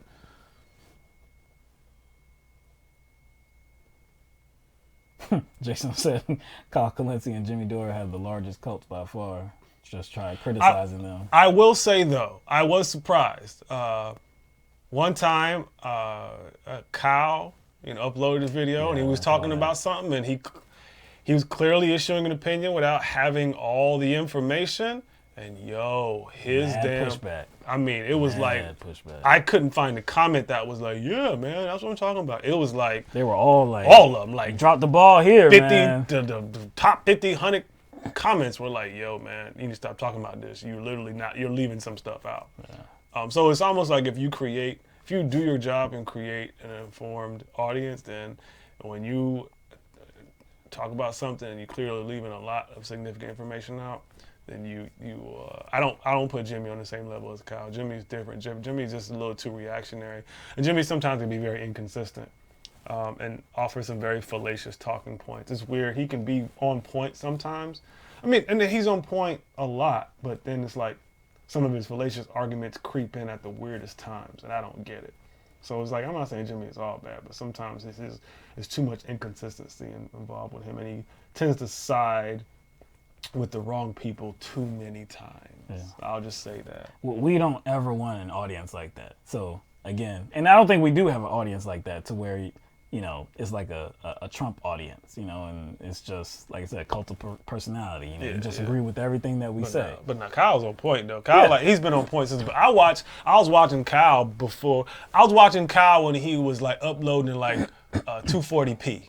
Yeah. Like when it was just like a little desk. Yeah. And it was like a shelf behind him and it was grainy. That's when I found him. I found him before he had before he had 10,000 subscribers. Yeah. Because he's been at this for a long time. Sharon, I was talking about a woman named Mad Blender. Oh. Mad Blender. That is the name that she goes by on YouTube. Mad Blender. I mean, if I might at some point, go on our page and maybe up, you can go to, BreadTube and you'll see it. But if there's any channel that I can point anyone to that kind of covers the topics we do more in depth and kind of breaks certain subject matters down, not just organically from their perspective, but pushes back on some of these demagogues and pushes back on false information in regard to the topics we talk about. They do both. They just don't come organically with commentary. They come with counter narratives to individuals who want to, spread misinformation. So I might go on our channel and just post it on the little community thing. Maybe some channels that I've been watching for a while that kind of allow me to develop a perspective on some things and seek some information out myself that help me. So I think Mandy's saying just wave and we'll start waving our LTMB flags. That would be funny. Like I said, but yeah, Sharon, like I said, I only saw maybe 1 or 2 videos with Mad Blender. Don't blame me if I'm wrong now, okay? Like I said, this is just anecdotal evidence. She has, like I said, she goes back, I think, to last year. I don't know if before or not, but the video I saw though was let me see, which video did I see? The video I saw was Contradictions of Neoliberalism. I think that was the one. Yeah, I'm pretty sure that was the one. Yeah, the corporation. Yeah, and she, like I said, she was going into it, man. And I liked what I heard. But yeah, like I said, in this year alone, she's only done 4 videos. Yeah, but see, her videos there's a lot goes into them because they're 24 minutes long. Yeah, and how just cutting a 5-minute. This is a lot sometimes. Yeah. So it's a lot of analysis, but like I said, I liked what I saw. I do want to see more of it. So She has a Twitter account. I haven't checked that out to see if she's more active on Twitter, but whatever. There's some good voices out there, no doubt. All right. I think we're going to get out of here, all right? Nobody else I think we got to shout out. Definitely want to shout out our callers tonight. We had Ben. We had Jordan. Is that it?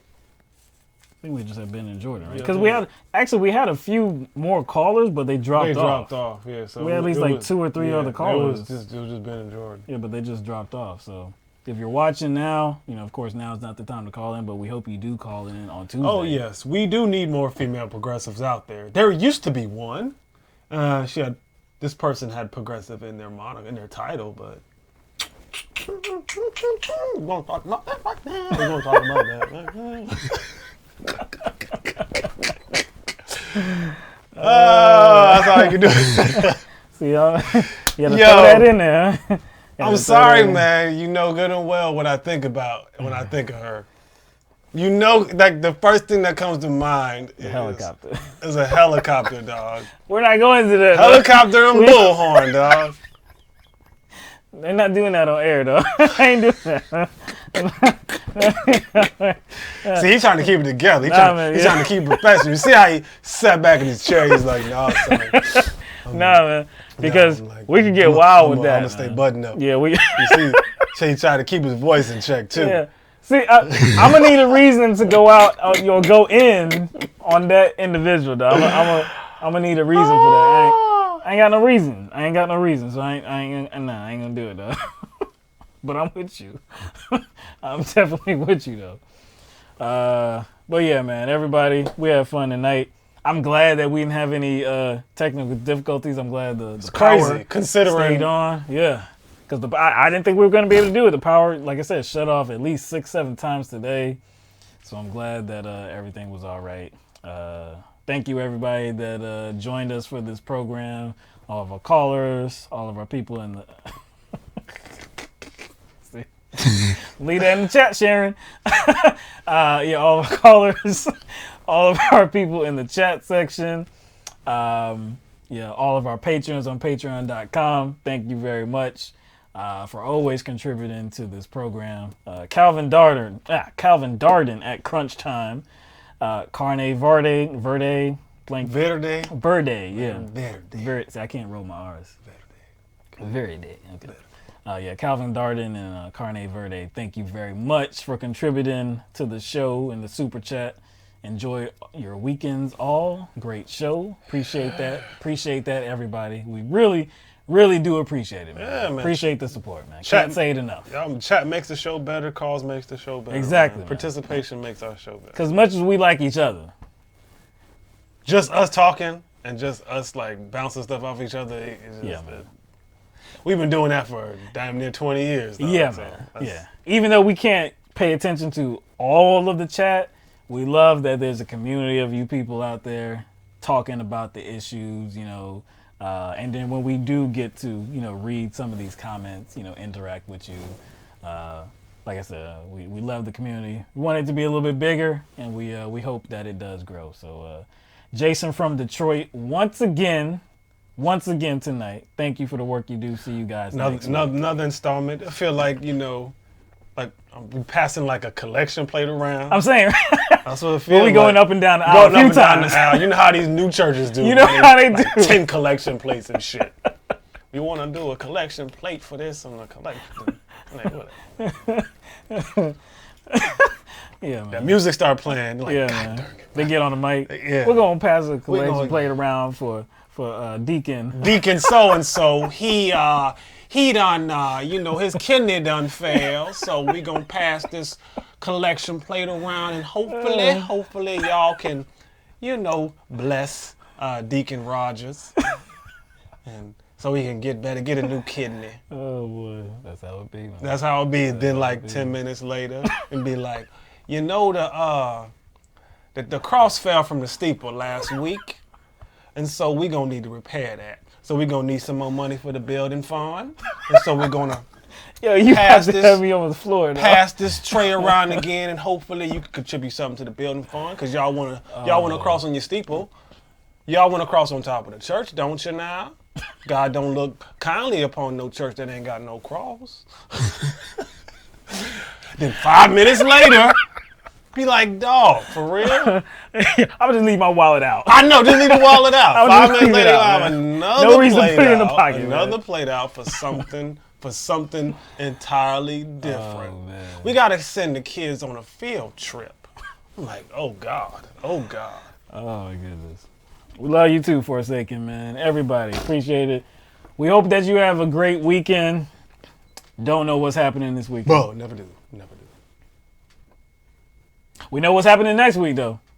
The debate. Oh, man. We know what's happening next week, though. I'm going to try to keep it, clean. Like, I'm not getting ready for, the Super Bowl. Yeah. I got to keep it clean because I don't want to do, what the corporate media does and treat it like a Clash of the Titans. True that, yeah.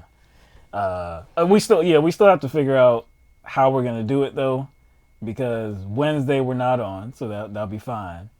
But Thursday is the night of the second debate, which, of course, that, contains Bernie Sanders and Joe Biden and Kamala Harris. So definitely more eyes are going to be on that one, no doubt.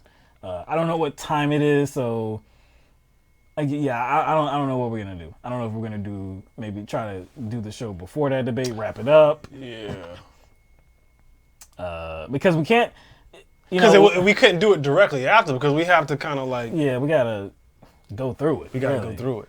And to do it while it is happening, I'm not sure if we can. I know some channels get pulled. Well, not the channels, but the feed will get pulled because of course you don't have the copyright for that feed. So I'm not sure what we're gonna do. Forsaken said I think it's 9 p.m. Eastern time. If that's the case, then we could still get in the show, before that debate, and then, get off. No callers that night, probably, not on Thursday night.